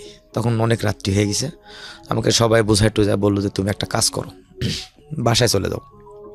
আর প্রত্যেকটা দোকান থেকে তুলে আমাকে 700 টাকা দিল। আমার ওই কাহিনী দেখে বলতে, নাসির এটা অনেক ভালো, সে লেখাপড়া করে এবং সে প্লাস গাড়ি চালায়। তো আমাদের এলাকাটা আবার আর্মি এলাকা ছিল, পাশাপাশি আমার ক্যান্টনমেন্ট, তো 2.5-3 কিলো দূরে। তো অনেকে আমাকে হেল্প করছে, 800 টাকার মতো আমাকে দিল। দেওয়ার পর আমি ওইটা নিয়ে বাসায় গেছি। আসলে আমার গাড়ির দাম তো 800 টাকা দিয়ে তখন তো আর ভ্যান গাড়ি হবে না। তো আমি ভ্যানটা অনেক যত্ন করি, আমার শরীরের চেয়ে আমার ভ্যান গাড়িকে আমি বেশি যত্ন করি। সকালে যখন বের হই তখন ওইটা মুছে নিয়ে বের হই, আবার যখন এসে ওটা ঢুকাইতে তারপর আমি গোসল করে স্কুলে যাই। ওকে, ঠিক আছে। তারপরে ভ্যান গাড়িটা যখন হারায় গেল, আসার পরে বাবা মোটামুটি একটু ভালো হলো, সুস্থ পথে আসছে। কবিরাজ দেখালাম, দেখানোর পরে ভালো। এর মধ্যে আমার ছোট যে বোনটা, ওটার একটা বিয়ের সম্বন্ধ আসলো, ভালো একটা মোটামুটি ভালো আর কি। তো আমরা বললাম যে বাবা আমরা তো এসছে বড় জায়গা, কোথাও বিয়ে দিতে পারবো না, তো বিয়ে দিয়ে দেওয়া হোক। তখন তারা কোনো কিছু নেবে না, তাহলে বিয়ের জন্য বন্দোবস্ত করে ফেলো। তো বড় বোনটা আমরা বিয়ে দিয়ে দিলাম। বড় বোনটা আমার রিসেন্ট ছোট যেটা আর কি, আমি তো বড়। বোনটা আমরা বিয়ে দিয়ে দিলাম। বিয়ে দেওয়ার পরে মোটামুটি বাবা সুস্থ হয়ে গেল। তখন আমি আর কিছু করতেছি না, ওই যে 800 টাকা দিছিল, ওই 800 টাকা দিয়ে আমি বললাম যে একটা কাজ করি। তখন আমাদের ওইখানে কিন্তু নাটোরের বাড়ি, তো আমি ইন্ডিয়ান ব্যবসা শুরু করলাম। ওকে, আমি বৃহস্পতিবারে বিকেলে চলে আসি, তো দুপুরে স্কুল থেকে, হাফ স্কুল থাকে তখন, 2টার পরে ছুটি হয়ে যায়। ওই টাকাটা নিয়ে তখন আমি হিলিতে চলে যাই, ওই 800 টাকা। ওখান থেকে জিরি কিনতাম হলো তখন 55 টাকা কেজি। 55 টাকা জিরি কিনে নিয়ে নাটোর এসে বিক্রি করতাম। জিরা আর কি, ইন্ডিয়ান যে জিরাগুলো এক্সপোর্ট ইনপুট ছাড়া ওইবার থেকে নিয়ে আসতে হয়, ওইগুলো কিনতাম আমি। মোটামুটি 800 টাকায় তাহলে আমার 16 কেজি জিরা হবে। তো আমি ওখানে গিয়ে 15 কেজি করে জিরা কিনতাম। আর নাটোরে নিয়ে এসে জিরাগুলো বিক্রি করতাম আমি 70-75, কোনোদিন 80ও বিক্রি করতাম। আচ্ছা। তো এর মধ্যে বিডিআর আছে গাড়ির মধ্যে, সঙ্গে সঙ্গে আপনি আপনার সেলফোনে সেটা জানতে পারবেন। হ্যাঁ, মামুন সাহেব আমরা যেখানে ছিলাম, বলুন তারপর। তখন আমি মাত্র 8 মনে উঠছি, হ্যাঁ 8 উঠছি। তো বিডিআরে তখন গাড়ি জিরা ধরতো। আমি বলতাম স্যার দেখেন আমি একেবারে গরিব মানুষ, আমি লেখাপড়া করি, আমি ক্লাস 8-এ পড়ি, এগুলো যদি নিয়ে যান তাহলে আমার না খেয়ে মরতে হবে, আমার বাবা অসুস্থ মানুষ। তো এর মধ্যে বাবা যখন একটু ভালো হলো, তখন দেশ গ্রামে আমাদের বাড়ির আঙ্গিনায় 10টা খেজুর গাছ ছিল। আচ্ছা। তো খেজুরের রস কাটতো, ওই রস দিয়ে গুড় বানাতো। তো ওই গুড় এর মধ্যে আমি ওই জিরার ব্যবসা করি। জিরার ব্যবসা করতে করতে তো বৃহস্পতিবারে যাই, শুক্রবারে সকালে আবার চলে আসি নাটোরে, রাত্রে ওখানে হোল করতে হয়। আচ্ছা। আমি শুক্রবার হিলি থেকে জিরি নিয়ে সকালে যখন উত্তরা নামের একটা ট্রেন আছে, নাটোরে এসে নামতাম, তখন 11টা 10:30 ব্যস্ত, ওখানে দিয়ে মোটামুটি 150 টাকা যা হয়তো ওইটা নিয়ে বাসায় আসতাম। এরকম করতে করতে একজনের সঙ্গে পরিচয় হলো। তখন আমার মানে বাসায় খানা খেয়ে, সপ্তাহে একদিন যাই, খানা দানা খেয়ে মোটামুটি আমার 1002 টাকা আমার মূলধন হলো আর কি। আচ্ছা। একজনের সঙ্গে দিনাজপুরে পরিচয় হওয়ার পর উনি বললো যে এই ব্যাপার, তুমি তো আসলে অনেক কষ্ট করো, আমি তোমাকে হেল্প করবো। আচ্ছা ঠিক আছে নেন।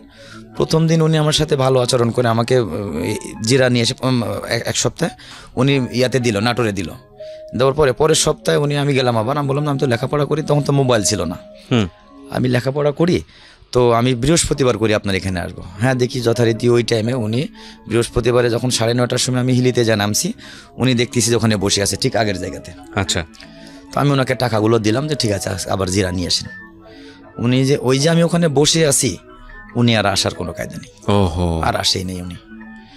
আমি বসে থেকে মানে পুরো রাত্রি ওখানে শেষ হয়ে গেছে, উনি আর জিরা নিয়ে আসে না। তো আমি একজনকে বললাম আমি তো এরকম একজনের সাথে ব্যবসা করতাম, তো তুমি ছোট মানুষ কি ব্যবসা করো? বললাম এই ঘটনা, আমি তো আসলে এই লেখাপড়া করি, পাশাপাশি এটাও করি, আমি বৃহস্পতিবারে আসে শুক্রবারে নিয়ে যাই। তো অনেক মোটামুটি মাস 27 টাকা আমি এটা ব্যবসা করছিলাম 8 মাসের মতো। কিছু ভিডিওরাও আমাকে চিনে যে আসলে ছেলেটা অনেক ভালো, গরিবের ছেলে, লেখাপড়া করছে আর এগুলো করে, আমার কাছে টাকা পয়সা নিত না তারা। তো আমি বসে থেকে সকাল হয়ে গেছে, গাড়ি তখন আজানের সময় ট্রেনটা আসে, উত্তরা ট্রেন, যথারীতি ট্রেন চলে আসছে, উনি আর আসে না। আমি গাড়িতে একজন বলছে এই তোমার টাকা কি আর নিয়ে আসবে, তুমি চলে যাও। অনেক কান্নাকাটি করে ওই গাড়িতে উঠে বিডিআর ওনারা ছিল, বলছে কি ব্যাপার মামুন, তুমি আজকে জিরা নেওনি? তা আমি বললাম স্যার আমার এই ঘটনা ঘটে গেছে। আরে এটা কোনো কথা, তুমি তোমার টাকা মানুষকে কেন দিলা? আমি বললাম যে আসলে আমি তো বিষয়টা বুঝতে পারিনি, আমি যে ওনাকে কেন দিলাম, উনি আমার সঙ্গে একবার নাটোরে গেল, যাওয়ার পরে আমাকে ওগুলো দিয়ে আসলো, এজন্যই তো আমি ওনাকে দিলাম। তো বলছে তুমি তো না বোঝার কারণে কাজটা হয়ে গেছে, উনি তো আর আসবে না, আমাকে টাকাও দিবেন, ওকে আর পাবাও না কখনো। যাও কান্নাকাটি করে পরের দিন নাটোরে সকালে চলে আসলাম শুক্রবারে। আসার পরে এখন তার কোনো টাকা পয়সা নেই। আব্বা তখন মোটামুটি ওই খেজুরের রস লাগায়, তো খেজুরের রস লাগানোর পরে আমি হচ্ছে মানে খেজুর গাছে হাঁড়ি পাতে যেগুলো, ওই নিজেরও 10 টাকা খেজুরের গাছ আছে, মানুষের কাছ থেকে 30টার মতো নিল, ওইটা নিয়ে আব্বা রস লাগায়। আর আমি সকালবেলা উঠে আব্বাও রস নামায়, আমিও রস নামাই, ওটা নিয়ে এসে জাল করে গুড় তৈরি করে আমাদের পাশে কিন্তু আবার একটা হাট ছিল, যে হাটে গিয়ে আমরা চাউল কিনতাম ছোটবেলায়, তখন আমি ক্লাস 4-এ পড়তাম, তখন ওই হাটে গুড় নিয়ে যেতাম। আচ্ছা, তো আমি স্কুল থেকে আসছি, তখন আমি 8-এই পড়ি, স্কুল থেকে আসছি, আসার পরে হচ্ছে মা বলতেছে যে 10 কেজি গুড় আছে, তুমি নিয়ে হাটে যাও। তখন গুড় ছিল 7 টাকা 8 টাকা কেজি, এটা 95 সালের কথা বলতেছি।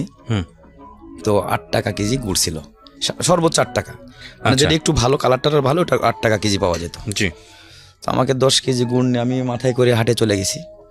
যাওয়ার পরে স্কুল থেকে এসে সন্ধ্যার একটু আগ দিয়ে গেছি, তো একজন বলতেছে, খাটো একটা ম্যান, চেহারা অনেক সুন্দর, তো আমাকে বলতেছে তোমার এখানে গুড় কতটুকু আছে? তা আমি বললাম যে ভাই এখানে গুড় আছে হলো 10 কেজি। কয় টাকা নিবা?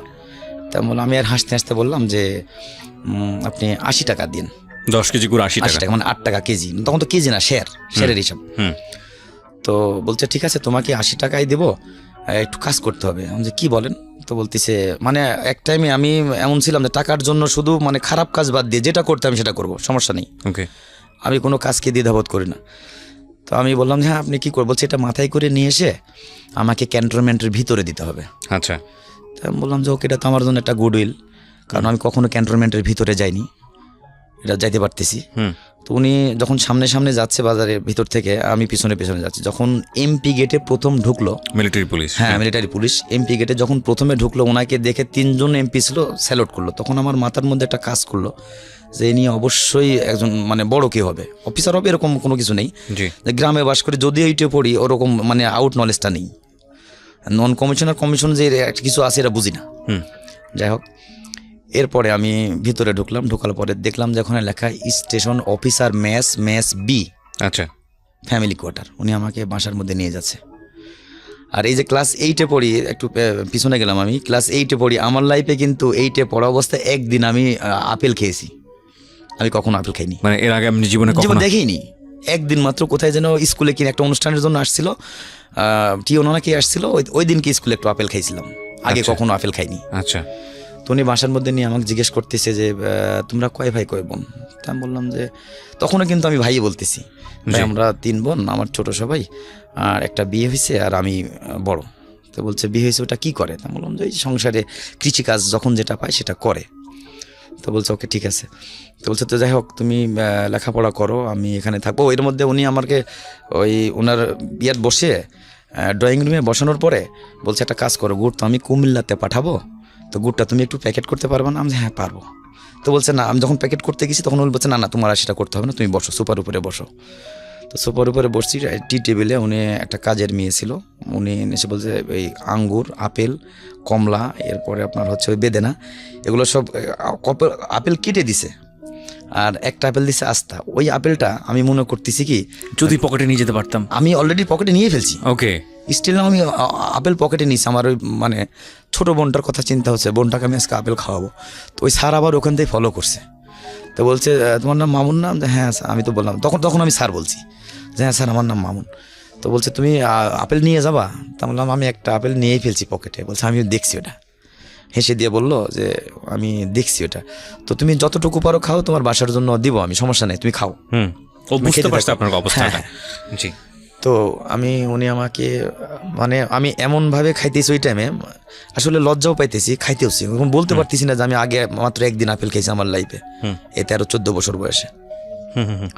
তো উনি তখন বললো যে তোমাকে আমি যাওয়ার সময় আপেল দিয়ে দিব, তুমি খাও। তো আমি আপেল খেলাম, খাওয়ার পরে উনি মেয়েটা পানি নিয়ে এসে দিল, খেলাম। ওই আপেলটা পকেট থেকে আর বের করিনি, যদি না দেয়, উনি হচ্ছে যদি আবার না দেয়। যাই হোক উনি বসায় রেখে 4টা আপেল, তারপরে হলো 2টা কমলা, কিছু আঙ্গুর, তারপরে 2টা হলো বেদেনা, এটা ওটা দিয়ে আমাকে প্যাকেট করে একটা, ওই যে আগে কিন্তু পলিথিনের ব্যাগ ছিল আপনার, ওই যে কালো ব্যাগগুলো শপিং ব্যাগের মধ্যে ধরা যেত, কিন্তু এই ব্যাগগুলো এখন ব্র্যান্ড করে দিয়েছে মনে হয়, ওই ব্যাগের মধ্যে করে আমাকে দিয়ে দিল। আর ওনার অ্যাড্রেস আমাকে লিখে দিল, বলছে মামুন তুমি যদি কখনো কোনো সমস্যায় পড়ো আসো, সমস্যা নেই। সামহাউ উনি আপনাকে রিড করতে পারছেন। হ্যাঁ।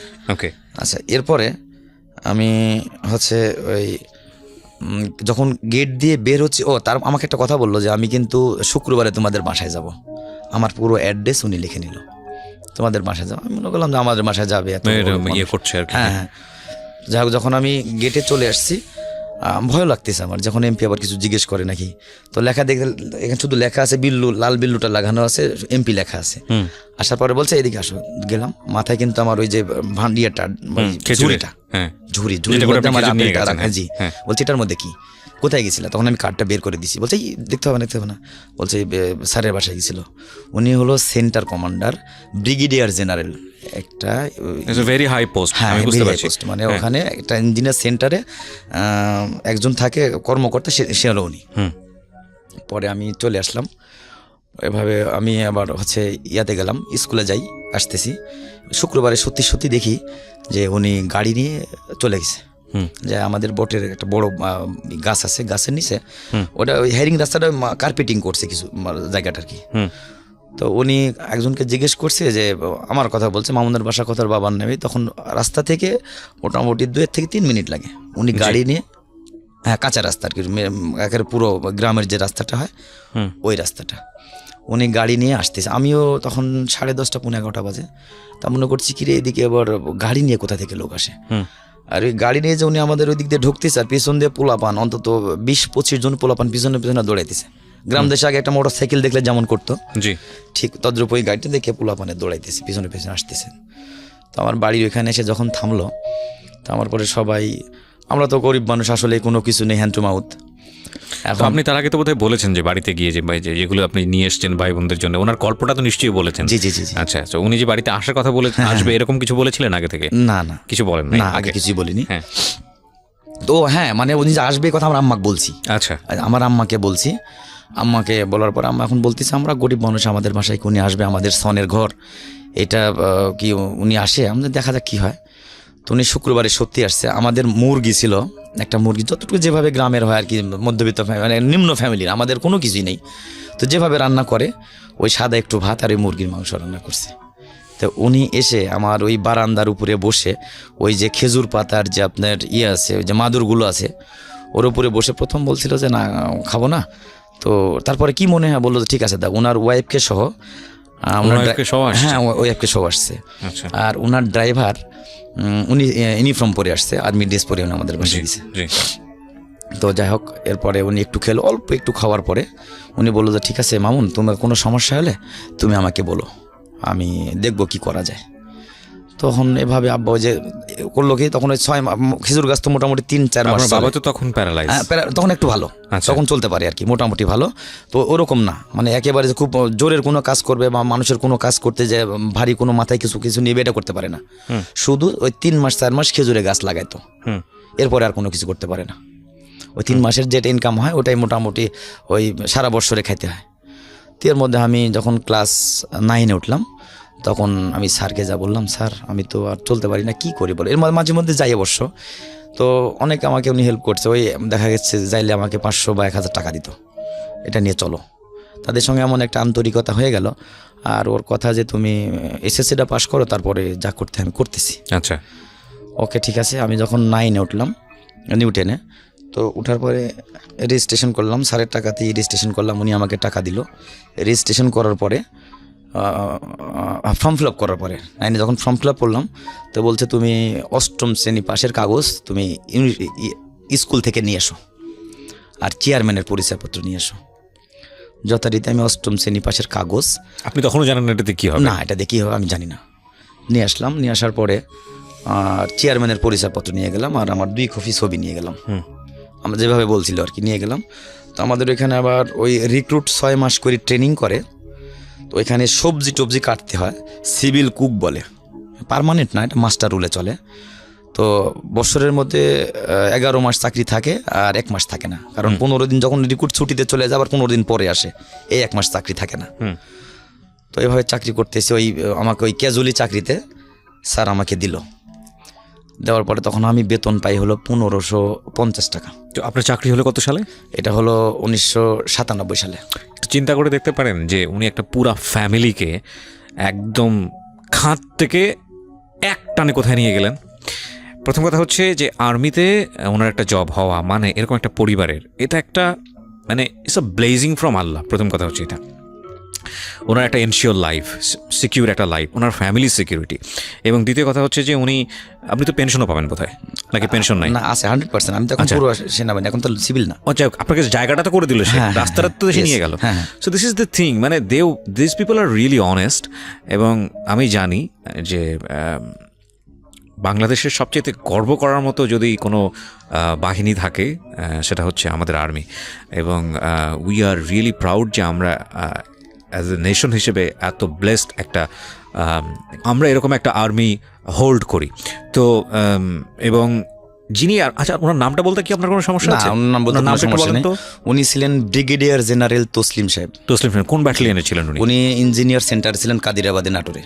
কত সালে এটা?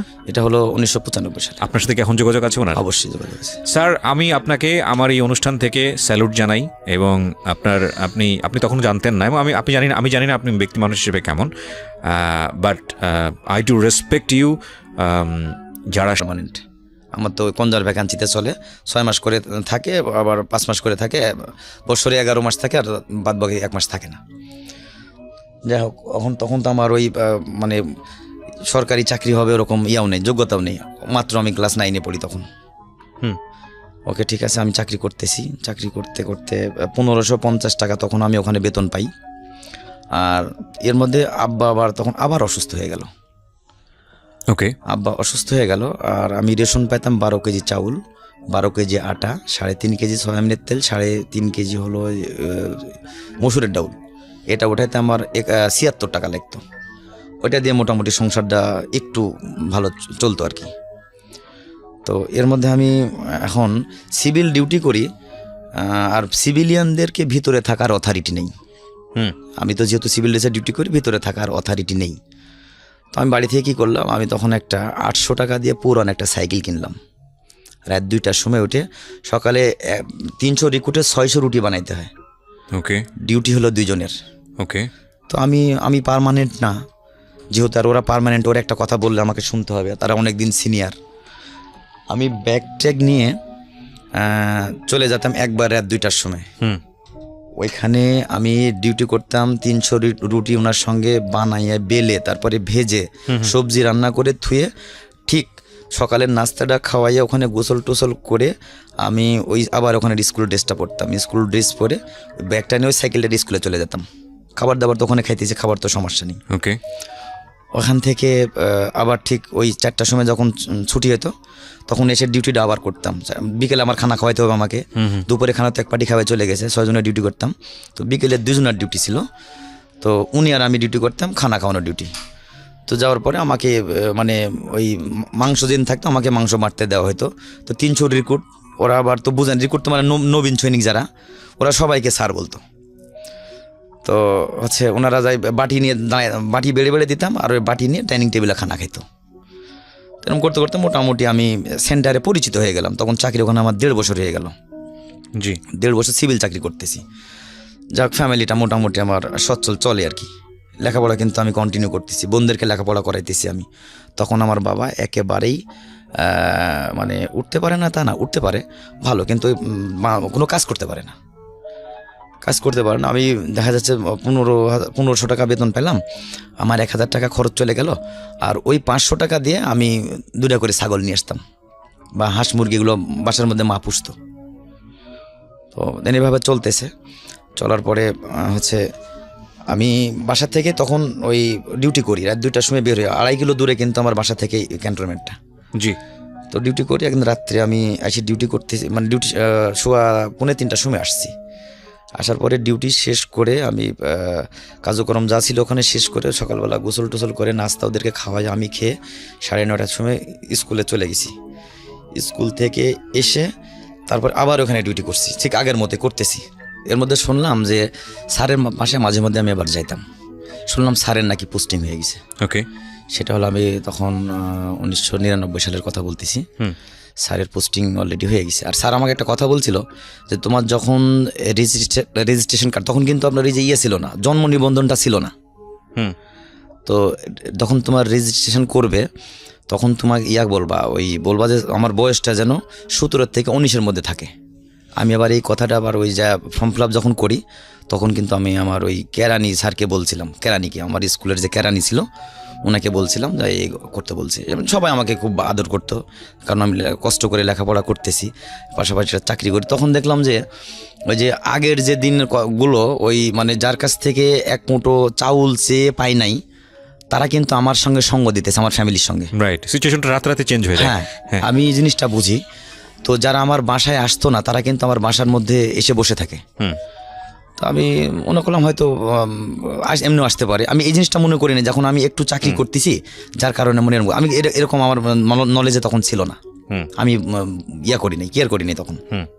যাই হোক, তো এর মধ্যে যখন আমি এসএসসি পরীক্ষা দিব 2000 সালে, তো তার আগের ডিসেম্বর মাসে স্যার পোস্টিং হয়ে ঢাকাতে চলে আসলো।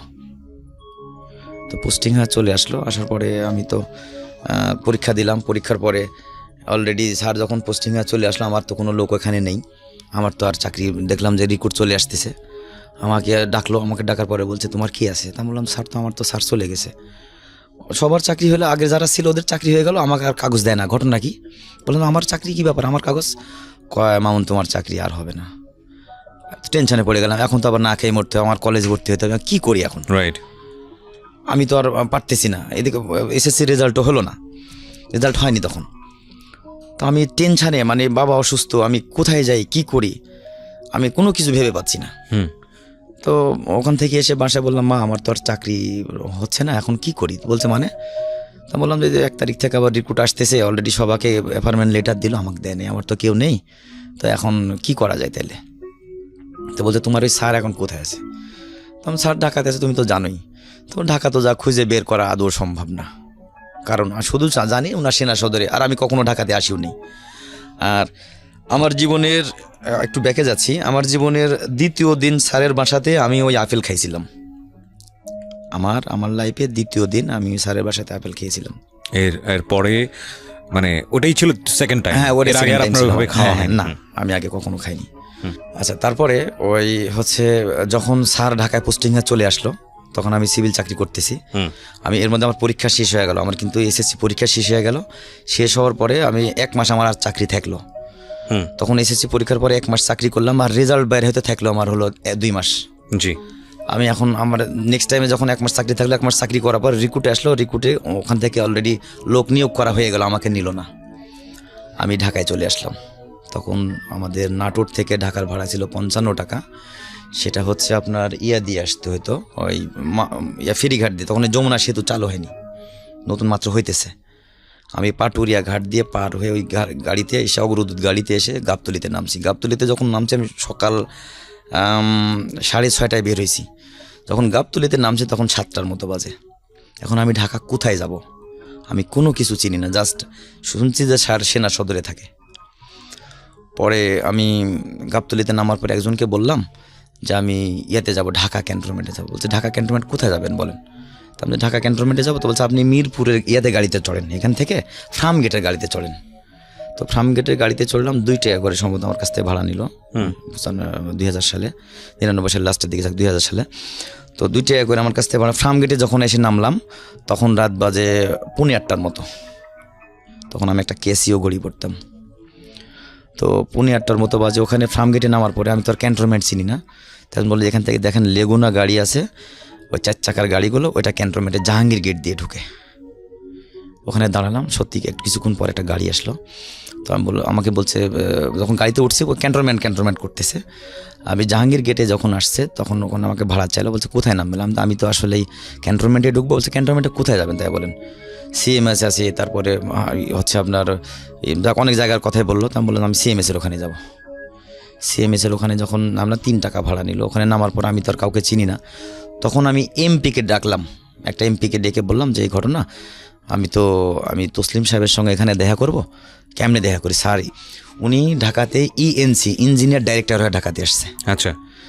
আসার পরে আমি যখন আসছি স্যার, তখন তো টেলিফোন নেই আমার কাছে, ফোন টোনও নেই।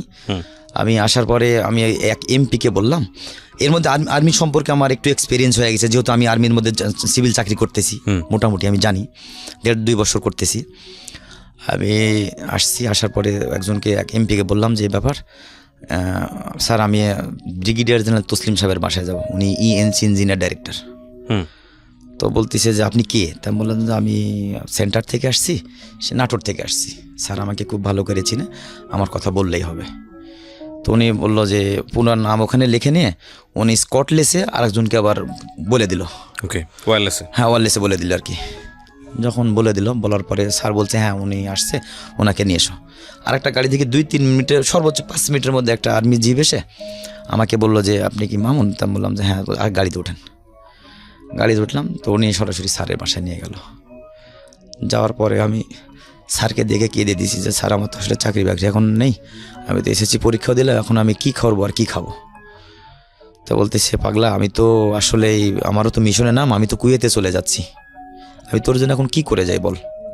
আমি বললাম জানি না স্যার, আপনি কি করবেন, আপনি যদি আমাকে এইভাবে রেখে যান, আমার বাসার মধ্যে ছোট 2টা বোন আছে, আমার বাবাও অসুস্থ, তারপরে উনি কিছু করতে পারে না, বৃদ্ধ মাটা আছে, আর এইভাবে যদি আমাকে রেখে যান স্যার, আমি হয়তো না খেয়ে আমাকে মরতে হবে, অথবা আমাকে আবার সেই আগের জায়গায় রিক্সা চালাইতে হবে।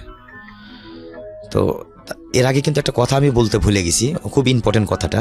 যেদিনকে স্যারকে আমি করতে গেছিলাম, ওই যে এট ফার্স্ট স্যারের বাসায় আমি খেজুরের গুড় রাখতে গেছিলাম, ওই দিনকে আমার 80 টাকা দাম হয়, 80 টাকা মিটাই নিয়ে উনি আমাকে 100 টাকা দিছিল। আচ্ছা। তো আমি বাজারে এসে আমি ওদিনকে আগে মাছ কিনতে চাইছিলাম, মাছ কিনতে পারি নাই। বছরে একদিন মাছ খেতে পারতাম না, যেদিন ছিপ দিয়ে মাছ মারতাম কোনো একদিন, ওই দিন মাছ খেতাম।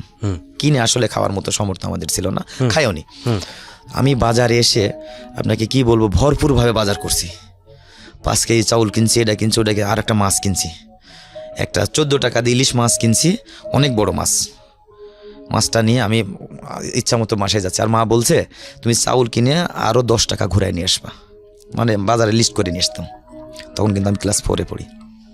বাজারে এসে আমি 10 টাকা ঘুরাই নিয়েছি, আরও ভরপুর বাজার করছি। বাসায় মাছ দেখে আমার মায়ের মাথায় যেন মানে পায়ের রক্ত মাথায় উঠে গেছে, যে আমি ওকে বলছি টাকা ঘুরাই নিয়ে আসতে, আর ওই দুনিয়ার বাজার করে নিয়ে আসতে, ডালা বুঝাই করে আবার মাছও নিয়ে আসছে। আমার কোনো কথা না শুনে উনি ওই যে গ্রাম দেশে যে আপনার ইয়াগুলো থাকতো, ওই যে গ্যান্ডারিগুলো শুকায় যায়, ওগুলো অনেক হার্ড হয়, ওটা দিয়ে লাকড়ি হিসেবে আমরা ব্যবহার করি, ওটা দিয়ে ইচ্ছা মতো আমাকে আগে পিটলো। আমি মানে বলার মতো ওই স্কোপই পাচ্ছি না যে মা আমার কথাটাকে শোনো, আসলে কি করছে আগে শোনো। বলছে হয় তুই চুরি করে নিয়ে আসছিস না কারো ফাঁকি দিয়ে নিয়ে আসছিস, বল কার কি নিয়ে আসছিস। আমি বলছি মা আমার কথা, উনি কোনো কিছুই শুনতেই চাচ্ছে না। আমাকে 5টা বাড়ি দিয়েছিল। আমার মনে হয় যে 3 বছর পরে বাড়িগুলো আমার মিশছিল। আর যেখানে যখন বাড়ি দিছে আমার ওই জায়গাটা ছাল উঠে গেছে। হ্যাঁ, তো বলতেছে যে তুই এত টাকা কোথায় পেলি? তখন আমার বড় বোনটার কিন্তু বিয়ে হয়নি। তুই এত টাকা কোথায় পেয়েছিস? যে মাছ আনছিস, আবার বাজার করছিস, আবার টাকাও 10 টাকা ঘুরাই নিয়েছিস, বল তুই কোথায় পেয়েছিস টাকা? আমি বলতে পারছি না আমার কথাটা শোনো, উনি বলতে তার আগে আমাকে মারা শেষ। সি দ্য অনেস্টি, মানে কি বলেন বেস্ট। আমি তো ভাবছিলাম যে মনে মনে ভাবতেছেন এরা গরিব, এরা আসলে গরিব না, এরা হচ্ছে পৃথিবীর সেরা ধনীদের মধ্যে একটা ফ্যামিলি। কজ গরিব তো তারাই যাদের অনেস্টি থাকে না, যাদের কোটি কোটি টাকা আছে কিন্তু সততা নাই, এরা হচ্ছে গরিব। কারণ কত সম্পদে এটা হচ্ছে লিমিটলেস। আপনি লিমিটলেস সম্পদ কতটুকু পর্যন্ত আহরণ করতে পারবেন আপনার এই লিমিটপূর্ণ একটা জীবনে? কত বছর বাঁচবেন আপনি? সর্বোচ্চ 70 বছর, 75 বছর, 80 বছর। আপনি যদি গিফটেড বয়স পেয়ে থাকেন তাহলে হয়তো 90 বছর। এরপর তো আপনাকে যেতেই হবে, তাই না? এই 90 বছরে এই পৃথিবীর এত এত সম্পদের কতটুকু ভক্ষণ করার সামর্থ্য আছে আপনার, কিংবা কতটুকু আর্ন করার সামর্থ্য আছে আপনার? কিন্তু এই 90 বছরের জীবনে বেস্ট জিনিসটাই অনেকে টাচও পায় না লাইফে।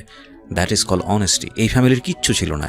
1 মুঠো ভাত 1 লিটার পানিতে গুলে 4 ছেলে মেয়েকে দেওয়া হয়েছে খাওয়ার জন্য, এবং তারা সেটা খেয়ে রাত্রেবেলা ঘুমোতে গেছে। ওই ঘুম হয়নি আমি নিশ্চিতভাবে জানি। কিন্তু best thing they possessed in their heart is honesty. চিন্তা করে দেখেন, বাজারের ব্যাগ ভর্তি এবং 10 টাকা ফিরায় নিয়ে আসছে। ওর মার সন্দেহ হয়েছে এই ছেলে নিশ্চয়ই কোথাও থেকে চুরি করছে। অনেক মাই খুশি হইতেন, আমি জানি অনেক মা খুশি হইতেন, যাক আমার ছেলে এক্সপার্ট হয়ে গেছে, আর আর আমাদের টেনশন করার কোনো কিছু নাই, যেমনি হোক না কেন সে এটাকে ম্যানেজ করে ফেলবে।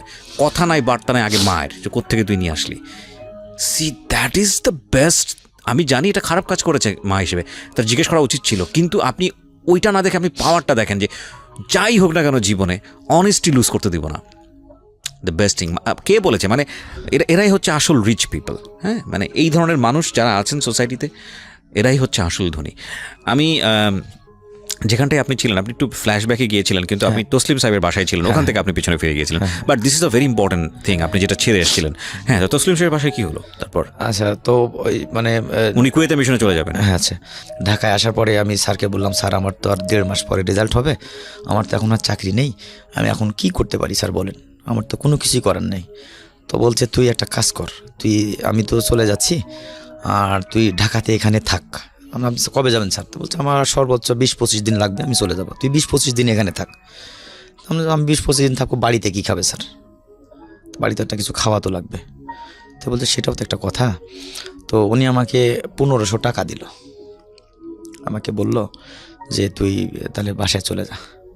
আর তখন ওই যে টেলিফোনে কথা বলা যেত কার্ড দিয়ে, তো বললো যে তুই যখন এমপি গেটে যাবি, এমপি গেটে গিয়ে আমার কথা বললিস আর কার্ড দিস, আমার সঙ্গে তখন লাইন করে দিবে, এমপি গেট থেকে সরাসরি ফোনে কথা বলবো।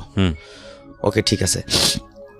এরপরে স্যার বলে দিল যে হচ্ছে যখন আবার জানুয়ারি মাসে আবার জুন মাসে আবার লোক নিতেছে ওই সিভিল চাকরিতে, স্যার আবার ওখান থেকে বলে দিল। আর আমি কিন্তু অনেক কাজ করতাম, এত কাজ করতাম, মানে 3 জনের কাজ আমি একা করতাম, ওরা সবাই বসে থাকতো আমাকে দিয়ে করায়নি, তো আমি করতাম, সমস্যা নেই, আমার চাকরির দরকার, কারণ আমার সবাই আমাকে ভালো মানে হাইলাইট করে।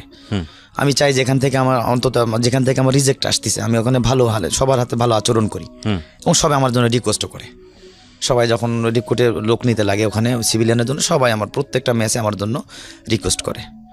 এরপরে নেক্সট আবার ওই স্যার যখন বিদেশে চলে গেল, যাওয়ার পরে তখন আমার এই সেন্টার কমান্ডার ছিল ব্রিগেডিয়ার জেনারেল হাসিম সাহেব। জি, হাসিম সাহেবকে স্যার বলে গেল যে ছেলেটা অনেক ভালো, তো ওনার লেখাপড়া তো অনেক আগে শেষ হয়ে যেত, আমি এইভাবে যাক মানে পরে আর কি যতটুকু বুঝলাম এইভাবে বলছিল। তো হাসিম সাহেব একদিন আমাকে ডাকলো, ডাকি বলছে তুমি মামুন? নামছে জি স্যার।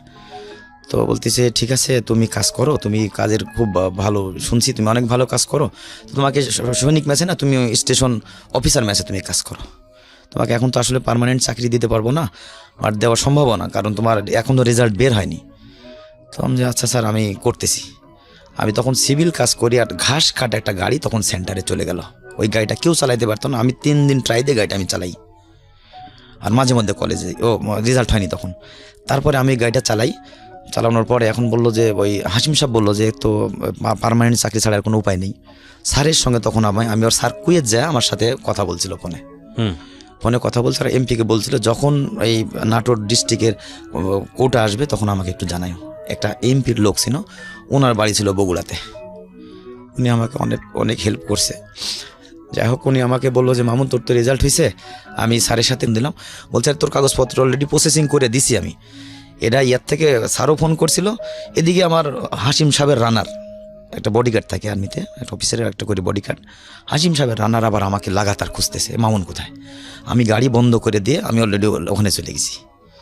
তো ওই গাড়ির কাছে উনি খুঁজতেছে, আমাকে আর পাচ্ছে না। পরে উনি বলছে এই তোকে লাইনে খুঁজে এক পর্যায়ে আমাকে পাইছে। বলছে শালা আরপি পুরো ইসিসি আমি তোমাকে খুঁজতেছি, ইঞ্জিনিয়ার সেন্টার তোমাকে খুঁজতে, তুমি কই? আমি তো ওইখানে গেছিলাম। চালু করে গাড়ি বন্ধ কর, স্যার বলছে ইয়েতে যাইতে, লাইনে যাইতে। লাইনে গেছি, বলছে মাফা লাগবে না, তুই গাড়ি চালা গিয়ে। যে রিক্রুট ইনস্ট্রাক্টর ছিল, অফিসার ছিল, রিক্রুটিং অফিসার, উনি বললো ঠিক আছে মামুন তুমি গিয়ে গাড়ি চালাও। আমি গাড়ি চালাম, আমার মনে চাকরি হবে না, যেহেতু এভাবে আসলে হয় না। তারপর আমাকে বিকেলে আবার বললো যে তোমার ইয়াতে ওই সিএমএসে যাইতে হবে।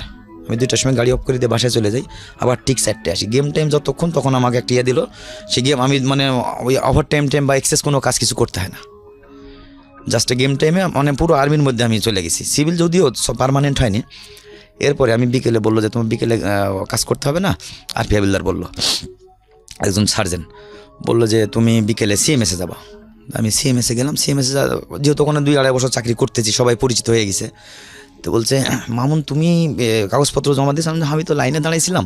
তো বলছে স্যারও তো ফোন করছিল, অর্থাৎ centre commander brigadier general Hasib সাহেব উনি আবার ফোন করছে, তো ছেলেটাকে ইয়ে করে দিও। আমার আর মানে কোনো কিছুই লাগলো না। আমি বলছি তুই মেডিকেল ফিট হয়ে গেছিস, যা কিছু লাগবে না।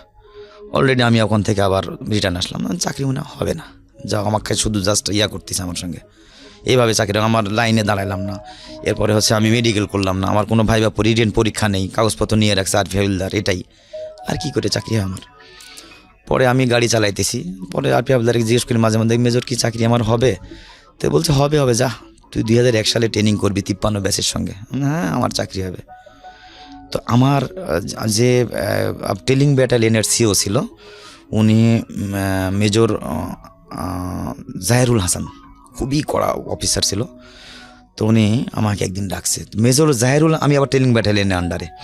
মেজর জাহেরুল হাসান যদি কাউকে ডাকে তো নিশ্চিত মনে করতে হবে হয় ওনার পোস্টিং না চাকরি থাকবে না। সিভিল যদি হয় তাহলে মনে করতে হবে যে চাকরি থাকবে না, আর যদি ফৌজি হয় তাহলে মনে করতে হবে পোস্টিং হয়ে যাবে। যখন শুনছি যে মেজর জাহেরুল হাসান আমাকে ডাকছে, আমার তো হাত পেয়ার পানি নেই, যে আমার চাকরিটা এবার শেষ। আমার তো ওই হাই হ্যালো করার মতো কেউ নেই। স্যার কুয়েত থাকে, উনি যদি একটু করলে করলো, না করলে নেই। আর আমি হাসিম সাহেবের বাসায় এভাবে যাইনি, সামনাসামনি পড়িও না আমি। পরে হচ্ছে আমাকে ডাকলো, ডাকার পরে আমি 11:30টার দিকে অফিসে ঢুকলাম, টেলিং ব্যাটালিয়নের অফিসে ঢুকলাম। ঢুকুন পরে বলছে এই মামুন এদিকে আসো। আমি গেলাম, স্যারের রানার আছে। বলছে তোমার কি কাজ করার ইচ্ছে আছে? তা আমি বললাম যে স্যার কাজ তো আমার অবশ্যই করার ইচ্ছা আছে, কেন কাজ করবো না, আমি তো কাজ তো করি। কয় না তোমার কোনো কাজকর্মের ঠিক নেই, তুমি যেভাবে আর্মিতে কাজ করতেছো এভাবে আর্মিতে কাজ হয়? আমি স্যার আমি তো ঠিকই করতেছি। কয় না তোমার কোনো কাজ ঠিক নেই, তোমার এই সামনে 1 তারিখে রিক্রুট চলে যাবে, যাওয়ার পরে তোমাকে আর কাগজপত্র দেবো না, তুমি বেরা চলে যাবা, তোমার আর প্রয়োজন নেই। তখন আমি বললাম স্যার যদি আমাকে এখান থেকে বিদায় করে দেন, আমার ছোটো 2টা বোন আছে, বাবা একেবারেই কিছুই করতে পারে না, তাহলে আমার না খেয়ে মরতে হবে স্যার। তো হ্যাঁ বললাম, তখন বলতেছে যে তুমি না খেয়ে মরলে কি আমার দেখার আছে? সেটা তো আমার দেখার নেই, তুমি চলে যাও। That is actually army language. হ্যাঁ এটাই হওয়া উচিত। হ্যাঁ আচ্ছা ওকে। তারপরে আমি বলছি ঠিক আছে এখন তুমি চলে যাও। আমি অফিস থেকে ঠিক বের হয়, মানে আমি ওই জায়গায় মনে হচ্ছে আল্লাহ তুমি মাটি ফেটে 2 দিকে যাও আর আমি মাঝখানে ঢুকি। আসলে আমার কাজে কোনো ঘাপা লেগে আমি তো কাজ করিনি। মানে আপনি তো আপনার হ্যাঁ, হয়তো আমার উনি জায়গায় আপনাকে ঠিক। টেস্ট করছেন হ্যাঁ, ডিফারেন্ট ওয়েতে। হ্যাঁ তারপর আচ্ছা ওকে। তখন উনি যখন চলে যেতাম বলছে মাউন্ট ঘুরে আসো, এই ঘোরো এদিকে আসো। আসছি, আসলে তোমাকে ট্রাই করতেছিলাম। হ্যাঁ। আমাকে বললো যে মামুন তোমাকে ট্রাই করে। যখন আমাকে এই কথা বলছে তখন আমি স্যারের সামনে কেঁদে দিছি, দিয়ে এনে বলছে তোমার তো আসলে এখন চাকরি হবে না, তোমার এই কাগজপত্র নিয়ে যাও। তো আমি বললাম যে স্যার তাহলে আমার ক্যাজুয়ালিতে চাকরিতে রাখেন, আমার পার্মানেন্ট চাকরির দরকার নেই, আপনি আমার ক্যাজুয়ালি চাকরিতে রাখেন। তো বলছে না সেটাও আর পারবো না। তো আমি বললাম যে স্যার কী করবো? তখন আমি মানে এতই কান্না করতেছি, আবার চলে আসছি। বলছে ওটা খুলে তোমার কাগজপত্র ঠিক আছে নাকি দেখে নিয়ে গেলে না। পরে আমি কাগজ টান দিয়া ইয়ে করছি, খুলেই ফেলছি, স্ট্যাপলার মারা ছিল, টান দিয়া খুলে দেখতেছি যে আমার অ্যাফার্মেন্ট লেটার। আমি যখন আমার অ্যাফার্মেন্ট লেটার দেখছি যে আমি বাংলাদেশ সেনাবাহিনীতে এত তারিখে আমি অ্যাটেন্ড করতে যাচ্ছি, এগুলো নিয়ে আমাকে আসতে হবে। এটা আমার আগের যে অ্যাফার্মেন্ট লেটার দিত ওইটাতে ছিল আপনার ওই বাংলাদেশ সেনাবাহিনীতে আপনার ওই কেজুলি চাকরিতে এতদিনের জন্য তোমাকে নিয়োগ করা হলো, আর ওখানে লেখা ছিল বাংলাদেশ সেনাবাহিনীতে পার্মানেন্টভাবে নিয়োগ করা হলো। তখন আমার দেখার পরে আমার মনে হইতেছে আমি আর পৃথিবীতে নেই। মানে এত বেশি ইয়ে লাগতেছিল, মানুষ যে আনন্দে কান্না করে ভাই আমি আগেও বুঝছি, কিন্তু ওই দিন আমি চিল্লা কান্না করছিলাম, বলছি আরে স্টপ, তুমি থামো মামুন থামো, আসলে এটা এরকম করতেছো কেন?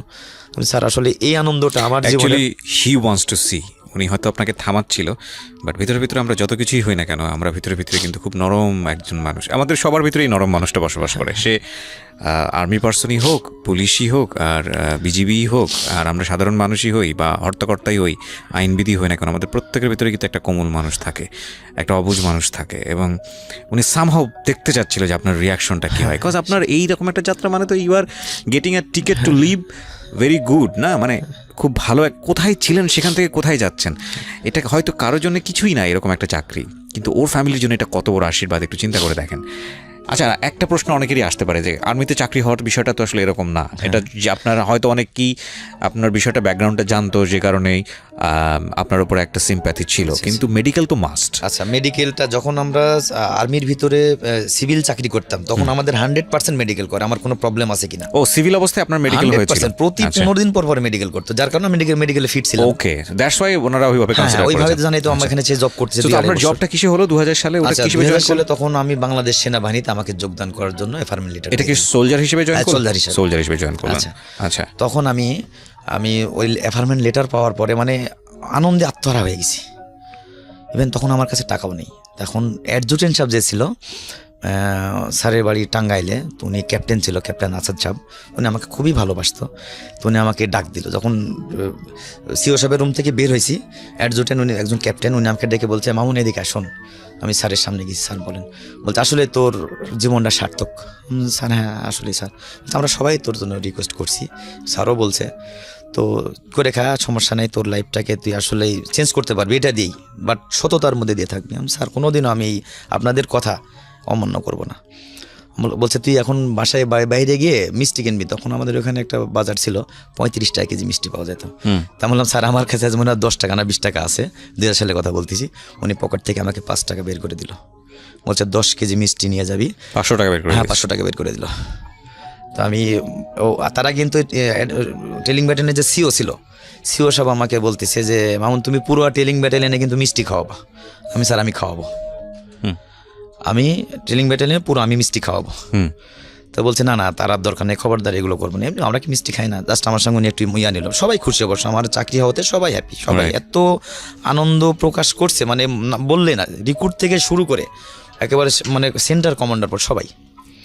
যাই হোক, পরে আমি ওইখানে বাইরে এসে তখন আমার ওই যে একটা সাইকেল কিনছিলাম, ওই সাইকেলটা নিয়ে আসতেছি, আর খুবই ইয়েতে আসছি কারোর সঙ্গে কথা বলতে। আগে এসে 10 কেজি সত্যি সত্যি মিষ্টি কিনছি, কিনে নিয়ে এসে কার্টুনের মধ্যে 10টা কার্টুন 10 কেজি মিষ্টি দিছে। এসে দেখতেছি আমার আব্বা তো তখন বয়স হয়ে গেছে, তো ওই যে ধানের খেড়গুলো আছে না, ওইটা নাড়তেছে। আপনার বাবা? আমার বাবা। তো আমি যখন সামনে দাঁড়াইছি মিষ্টি দেখে বলছি এত মিষ্টি কী করবা? আমি বললাম আব্বা আমার তো আসলে আর্মিতে চাকরি হয়েছে, যার কারণে আমি মিষ্টিটা নিয়ে আসছি। জড়ায় ধরছি, ধরার পরে উনি অনেক কান্না করলো, আমি আসলে ভাবতেও পারিনি যে তুই আর্মিতে চাকরি করবি। ফিলটা আপনি বোঝার চেষ্টা করেন, একটা মানুষ মানে দুনিয়াতে জান্নাতের টেস্ট যেটাকে বলে, মানে এটা কি, মানে আপনি যদি কখনো এই লেভেলটা ক্রস করেন তাহলেই বুঝতে পারবেন যে আসলে এটা ওনার জন্যে, ওনার ফ্যামিলির জন্য কি ভয়ানক রকমের মানে আনন্দের সংবাদ। আমি ভয়ানক শব্দটা ব্যবহার করছি, আনন্দের সাথে ভয়ানক শব্দটা যায় না, বাট আমার নিজেরও ফিলটা আমি কিছুটা হলেও ফিলটা পাচ্ছিলাম। ওকে, তারপর এরপরে হচ্ছে আমি বললাম যে আব্বা আমার তো আর্মিতে চাকরি হয়েছে, তুই কি ইউনিফর্ম পরবি? আমি বললাম যে হ্যাঁ, আমি যেভাবে দৌড়াদৌড়ি করে তুই ওটা পরবি? আমি হ্যাঁ আব্বা আমি ওটা পরবো। তো আব্বা শুনে অনেক খুশি, অনেক আনন্দ। উনি মানে এত আনন্দ হচ্ছে আগে মনে হয় আমি আমার লাইফে এত আনন্দ দেখিনি। তো তারপরে মিষ্টি মোটামুটি সবাই বিলি করলাম, পাড়ার মোটে সবাই বিলি করলাম, সবাই অনেক খুশি। যখন আমার 15 দিন টাইম ছিল, 15 দিনের আগে আমার অ্যাপয়েন্টমেন্ট লেটার দিল। এর মধ্যে 15 দিন আমাকে ট্রেনিং করতে ওই ডিউটি করতে হয়নি। স্যার বলে দিল ওরা ট্রেনিং করতে হবে না, এই মাসের বেতন এমনি তোমাকে দিয়ে দেওয়া হবে, আর ডিউটি করতে হবে না, তুমি সবার সাথে একটু দেখাশোনা করি আসো। বাবা যেহেতু অসুস্থ, তো ঠিক আছে আমি আর যাই না, এমনি মাঝে মধ্যে যাই, খোঁজ খবর নেই। আর ভিতরে ঢোকার জন্য আমার জন্য পারমিশন আছে, আমার কোনো লাগে না, পরিচিত হয়ে গেছি। তারপরে সিভিল আইডি কার্ডটা আছে। এরপরে ফৌজি চাকরিতে আমার হয়ে গেছে, অ্যাপয়েন্টমেন্ট লেটার দিছে, প্রায় পরিচিত, 2.5 কিলো দূরে ইউনিট থেকে বাসা। ওকে ঠিক আছে। বাবা আবার অসুস্থ হয়ে গেল। বাবা যেদিন আমি 1 জানুয়ারি 2001 সাল ট্রেনিংয়ে চলে যাচ্ছি, বাবার পায়ে সালাম। ও এর মধ্যে আমার যখন চাকরি হয়ে গেল তখন আমার 3 নম্বর বোন যেটা ছিল, বড় বোনটা কিন্তু বিয়ে হয়েছে। 3 নম্বর বোনটার ভালো একটা জায়গা থেকে সম্বন্ধ আসলো। ছেলের বড় ভাই আর্মিতে চাকরি করে। এইটাই এনাফ সার্টিফিকেটের জন্য। এখন দেখেন ওদের শুধু শুরু হচ্ছে। আর প্রিয় শ্রোতা, এই ফাঁকে আমি আপনাদেরকে একটু বলে নিই, হয়তো আপনারা বেশ কয়েকবার শুনেছেনও, সেটা হচ্ছে আমাদের যিনি আজকে গেস্ট তার একটা ছবি আমি আমার ফেসবুকে পোস্ট করেছি, আমার পার্সোনাল পেজে। আপনারা আসলে ওনার সাথে আপনারা কথাও বলতে পারবেন, দেখাও করতে পারবেন, যদি সেটা প্রয়োজন হয়। মানে সবাই গণহারে চাইলে তো সেটা সম্ভব হয় না। যদি ওনার সঙ্গে কেউ পার্সোনালি মিট করতে চান বা ওনার যদি কোনো ফেসবুক আইডি থাকে বা হোয়াটএভার, ওনার সঙ্গে যদি কন্ট্যাক্ট করে আমরা যদি মনে করি যে না যোগাযোগ হতে পারে, তো সেটার সম্ভব শুধুমাত্র আমার পেজটিতে আসলে। আমার পেজটির ঠিকানা হচ্ছে www.facebook.com/kibriya.rj। আমি আবারও বলি, www.facebook.com/KEBRIA.RJ। পেজটি আছে RJ কিবরিয়া নামে, ওখানে যাবেন, পেজটিতে অবশ্যই লাইক দেবেন এবং ওখানে আমার পার্সোনাল আইডিও শেয়ার করা আছে, আপনি চাইলে আমার আইডিতেও নক দিতে পারেন। ঠিক আছে? হ্যাঁ, যেটা বলছিলেন। আচ্ছা, এরপরে তখন ওই আমার আর্মিতে চাকরি হয়ে গেছে, এটা যেহেতু গ্রাম এলাকার সবাই জানাজানি হয়ে গেছে, তখন আমার 3 নম্বর বোন যেটা ছিল, ওই বোনটার একটা জায়গা থেকে একটা ভালো সম্বন্ধ আসে। তখন আমার বোনটা ক্লাস 8-এ পড়ে। আচ্ছা, তা আমি বললাম ওদের সাথে কি আমাদের সম্পর্ক হবে নাকি? বড় ভাই হলো আর্মিতে চাকরি করে, বাবা হলো CMS এ চাকরি করে, মা CMS এ চাকরি করে, মেজো ভাই সরকারি চাকরি করে, আর ওই ভাইটা হলো ছোট, ওদের আবার 3 ভাই বোন নেই। আচ্ছা, তো ওই ফ্যামিলিকে আমার বোনের সাথে বিয়ে দেবে, মানে আমি এটা বিলিভ করতে পারতেছি না যে আমার বোনের সাথে ওই বিয়েটা হবে।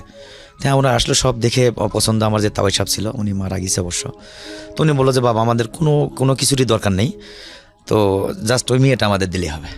তা আমি বললাম যে এটা তো ভালো কথা, বাবা কিন্তু বেঁচে আছে স্টিল তখন।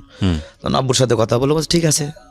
তো আমরা বোনটাকে যতটুকু পারি, গরিবা না হলে যতটুকু পারি আর কি, দিয়ে বিয়েটা দিয়ে দিলাম। এটা সিচুয়েশনালি একটা ব্যাপার। আপনারা মনে করতে পারেন আপনাদের রেডিও এন্ড থেকে শুনে ক্লাস 8-এ পড়া, অবশ্যই বিয়ের বয়স হয়নি, ও প্রাপ্তবয়স্ক ছিল, এবং অবশ্যই এই ধরনের বিয়েকে সমর্থনও করি না আমরা, যেই জায়গাটা থেকেই এটা হোক না কেন। কিন্তু খেয়াল রাখতে হবে, এটা ওনাদের জীবন গল্প, ওনাদের জীবনে এটা ঘটেছে, এবং ঘটেছে বলেই উনি আজকে অকপটে সব কিছু স্বীকার করছেন। একটা ভালো সম্বন্ধ পেয়েছে ওনাদের পরিবারের জায়গাটা থেকে, সেটাকে ওনারা মিস করতে চাননি। এই সম্বন্ধটা ওনাদের কাছে ভবিষ্যতে নাও আসতে পারে সেই জায়গাটা থেকে, যদিও এটা রাইট পার্সপেক্টিভ না। কারণ আজকে আমরা যে পরিমাণ সচেতন হয়েছি বাল্যবিবাহ নিয়ে, ওই সময়ে 2000 সালের ঘটনা বোধহয়, তখন কিন্তু অবস্থাটা এরকম ছিল না। এটাও কিন্তু একটা প্রেক্ষাপট। যাই হোক না কেন, আমি এই ইন্টারাপ্টটা করার কারণটা হচ্ছে এটাই, সিচুয়েশন যাই হোক না কেন, আমরা বাল্যবিবাহ সমর্থন করতে পারি না এবং সেটা করাও উচিত না, অন্তত আজকের এই সময় না। হ্যাঁ, বলেন তারপর। আচ্ছা, এরপরে বিয়ে হয়ে গেল। আমি 2001-এর জানুয়ারি মাসের 1 তারিখে বাসা থেকে বেড বিছানা নিয়ে চলে আসলাম ট্রেনিংয়ের জন্য। কোথায় ট্রেনিং করলেন? ইঞ্জিনিয়ার সেন্টার কাদিরাবাদে, নাটোরে ইসিসিএমিতে। আচ্ছা, তো যখন চলে আসছি, আর যেদিনকে আসছি তার 2 দিন পরে থেকে একেবারে অসুস্থ হয়ে পড়ছে, উনি মানে উঠতেই পারেন আর। তো ট্রেনিং করতেছি, ট্রেনিং 2 সপ্তাহ শেষ হয়ে গেল। তখন তো আমি রিক্রুট, আমাকে আর বাড়িতে আসার অথরিটি নেই। 6 মাস আমি বাসায় আসতে পারবেন না, কোনো রকমই অথরিটি নেই। তো এমনি খোঁজ খবর পাই যে আব্বু অসুস্থ হয়েছে। যারা সিভিল আমাদের এলাকায় 2-1 জন চাকরি বাকরি করতে, ভাই আর একটা বড় ভাই ছিল, সঙ্গে চাকরি করতাম, খোঁজ খবর নিতাম। তখন তো ফোন ছিল না, যাই হোক আমি খোঁজ খবর নিতাম। আমার মাও মাঝে মধ্যে ওই MP গেট আরিমুর্শি আছে সার্জেনের, সঙ্গে সঙ্গে আমাকে বললো আবার স্যারের কাছে যাইতে হবে, তোকে আমি যাইতেই বলছি, কিন্তু আগে ওই কথাটা বলে নাই, তুমি যাবো আমি জানি না। তখন কিন্তু বলছে ঠিক আছে যাও, তুমি যাবা, আমি তোমাকে যাইতেই বলছি। আচ্ছা ওকে ঠিক আছে। আমি বাসার থেকে বের হয়ে ওই ইউনিট থেকে একজনের সাইকেল নিয়েছি একটা, তখন আমি সাইকেল তো বাড়িতে থাকে, সাইকেলটা নিয়ে আমি যা শুধু আব্বাকে দেখে আসছি, দেখতেছি যে উনি শুয়ে আছে, ওই মনি অবস্থা, ঠিকমতো খাওয়া দাওয়া করে না, চিকনা শুকায় যেতেছে। আমি দেখে গেলাম যেদিন আমার 23 দিন ট্রেনিং চলে ওই দিন। এরপরে ওষুধ টষুধ খাওয়াইতেছে, কোনো ওষুধ কাজে লাগে না। আবার আমার যেদিন ট্রেনিং চলে হলো 1 মাস 7 দিন, ওই দিন আমি আবার মাত্র 37 দিন আবার ওই দিন ওইভাবে ঠিক এসে আগে যে প্রসেসে আসছিলাম ওইভাবে আরপি আব্দুল কাদের বলে আমি শুক্রবারে করে দেখতে আসি। ওই দিন পিটি প্যারেড থাকে না, সন্ধ্যার সময় কে যেন না দেখে। আমাদের চুল কাটা তো তখন ছিল শুধু এটুকু থাকতো, তো তখন ওই মাথার উপরে ওই ইয়া দিয়ে আসতাম, একটা টিয়া দিয়ে বা একটা টুপি পরে আসতাম যাতে করে না বুঝতে পারে। এসে আব্বাকে দেখে যেতাম। তো দেখে গেলাম 37 দিন যেদিন চাকরি ট্রেনিং চলে ওই দিন আমি এসে দেখে গেলাম। দেখা তখনও অবস্থা আরও মানে মানে বাঁচবে বলে এরকম কিছু মনে হচ্ছে না। আচ্ছা আমি ওখানে ট্রেনিং করতেছি আর টেনশন করি শুধু। তখন কিন্তু আমার ছোট একটা বোন, ছোট বোনটা, দুই বোনের বিয়ে হয়ে হ্যাঁ গেছে। 2 বোনের বিয়ে হয়ে গেছে, মোটামুটি ভালো। বড়টা যদিও কৃষিকাজ করে, আল্লাহর রহমতে অনেক ভালো চলে। তো মেজোটা তো অনেক ভালো, ওদের বিল্ডিং বাড়ি টাড়ি সব কিছু মানে অন্যরকম। তো এরপরে আমি যখন আমার 49 দিন চাকরি, ওই দিন আমি আবার বললাম যে মেজর, আমি তো আমার আব্বাকে আজকে আবার একটু দেখতে যাবো। কয় স্যার তো বলেছে তুই যা, সমস্যা নেই। আমি ঠিক ওইভাবে এসে 10-15 মিনিট দাঁড়ায় দেখে চলে যাই, ওই এটা ওটা নিয়ে আসি আর খাওয়াই যাই, খাইতে চায় না, তারপরে চলে যাই। এরপরে আমি চাকরি করতেছি, আমার তো আসার অথরিটি নেই। পরে ওই স্যার জিজ্ঞেস করে, টেলিং ব্যাটেলিয়ানের সিও জিজ্ঞেস করে যে তোর আব্বু মামুন, তোর আব্বু কেমন আছে? স্যার ভালো আছে, এখন মোটামুটি আগের মতোই চলতে ফিরতেও পারে না, কিন্তু বয়স মাত্র 50 বয়স ছিল আমার, 51 বছর বয়স ছিল, আর চুল পাকছিল না। যাই হোক, এরপরে আমি যেদিন আমার এই জায়গাটাতে আমি আপনাদের সবাইকে গল্পের প্রথম যেই ঘটনাটা, এটা একটু মনে করার জন্য সবাইকে একটু রিকোয়েস্ট করছি। সেটা হচ্ছে যে ওনার বাবা ব্যাগ ভরে বাজার নিয়ে আসছেন, কিন্তু মাছ কিনতে পারছেন না।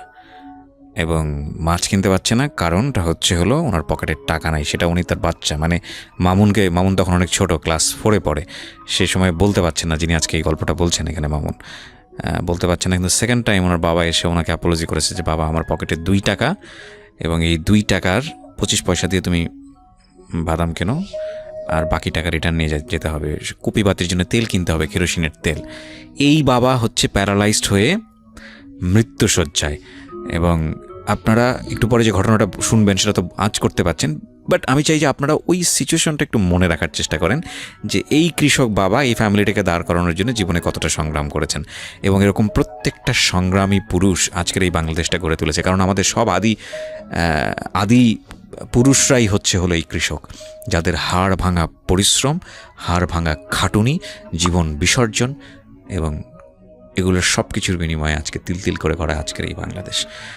জি, 37 দিনের গল্প ছিলেন আপনি। আচ্ছা, যখন আমার চাকরি আপনার 2 মাস আফ হয়ে গেছে, তখন আমার বাবাকে আমাদের এলাকায় একটা সরকারি হাসপাতালে ভর্তি করা হলো। বাসা থেকে উনি আর মানে একেবারেই অকেজ হয়ে গেল, ডাক্তারের কোনো ট্রিটমেন্ট করলে কাজ হয় না, অথচ ডাক্তার কোনো অসুখ পাচ্ছে না। আর আমি এখানে যা বেতন পাইতেছি, তখন আমি 1550 টাকা বেসিকে ভর্তি। আমি কিন্তু ওই এক্সট্রা যে খাবার ডায়েট খাইতে হয় ট্রেনিং অবস্থায়, আমি এটা খাই না। আমি ঠিক 1550 টাকায় বাসায় দিয়ে দিই। আমার বাবা অসুস্থ, ছোটো বোনটা আছে, তো এর মধ্যে আমার ওই মেজো বোনটার ভালো সচ্ছল একটা ও একটু হেল্প করতে লাগলো, তখন একটু হেল্প করে, যা হোক যেটা হোক করে। তো আমি তখন ওই 1550 টাকায় কিন্তু বাসায় দিয়ে দিই, 1 টাকা আমি খরচ করি। সবাই আমি আবার প্লাটুন কমান্ডার ছিলাম, আমি 53 ব্যাচে ট্রেনিং করছি, 53 ব্যাচের আমি প্লাটুন কমান্ডার ছিলাম। তো 53 ব্যাচে। তো আমি ওই সবাই বলে যে স্টাফ আপনি খান না কেন, আপনি ক্যান্টিনে কেন খান না? না, আমি তো খাবো না, আমার তো খাবার প্রয়োজন হয় না, মানে আমি যে টাকা দিয়ে যেটা খাবো তার চেয়ে বেশি আমার খাবার চলে আসে। সবাই আমাকে খুব মূল্যায়ন করতো, রিক্রুট যত ছিল সবাই জানে আমি এখানে আগে চাকরি করছি, যার পারপাসে আমাকে খুব সম্মান করতো।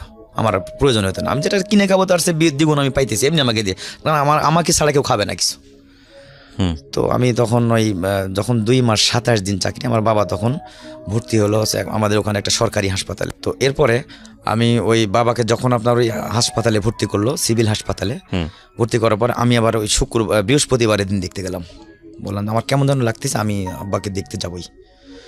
তো বৃহস্পতিবারের দিন দেখতে গেলাম, দেখতে যাওয়ার পরে দেখতেছি না মোটামুটি ভালো, কিন্তু খায় না, একেবারে পড়ে থাকে। শুক্রবারের দিন ওনাকে রিলিজ করাই দিছে,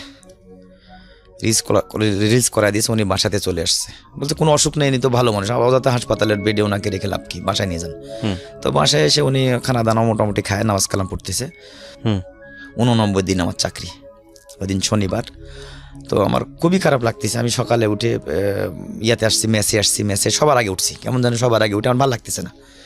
তো মেসে গেছি, মেসে যেহেতু মেস আগের পরিচিত ছিল, মেসে আমি খানা খাওয়াইছি, আমি ওই মেসে ডিউটি করছি, কোথায় কী আছে আমাকে খানা ওনারা দিতে হয় না, আমি নিয়েই খাই। আমি যে রিক্রুট ওখানে নবীন সৈনিক, আমি এখনও কসম প্যারেড করি নাই, সো আমি ওইখানে থেকে খাবার আমি নিজ হাতে নিয়ে খাই, পরে কেউ আর আমাকে বাধা দেয় না। তো আমি ওই সকালে আমাদের পরোটা ছিল, ওদিনকে ডিম ভাজের আলুর ভাজি ছিল, আমি ওগুলো না নিয়ে বাম হাতে আমি চায়ের কাপটা ধরছি, আর ডান হাত দিয়ে পরোটা দিয়ে ওটা খাবো, কেবলে মুখে নিতে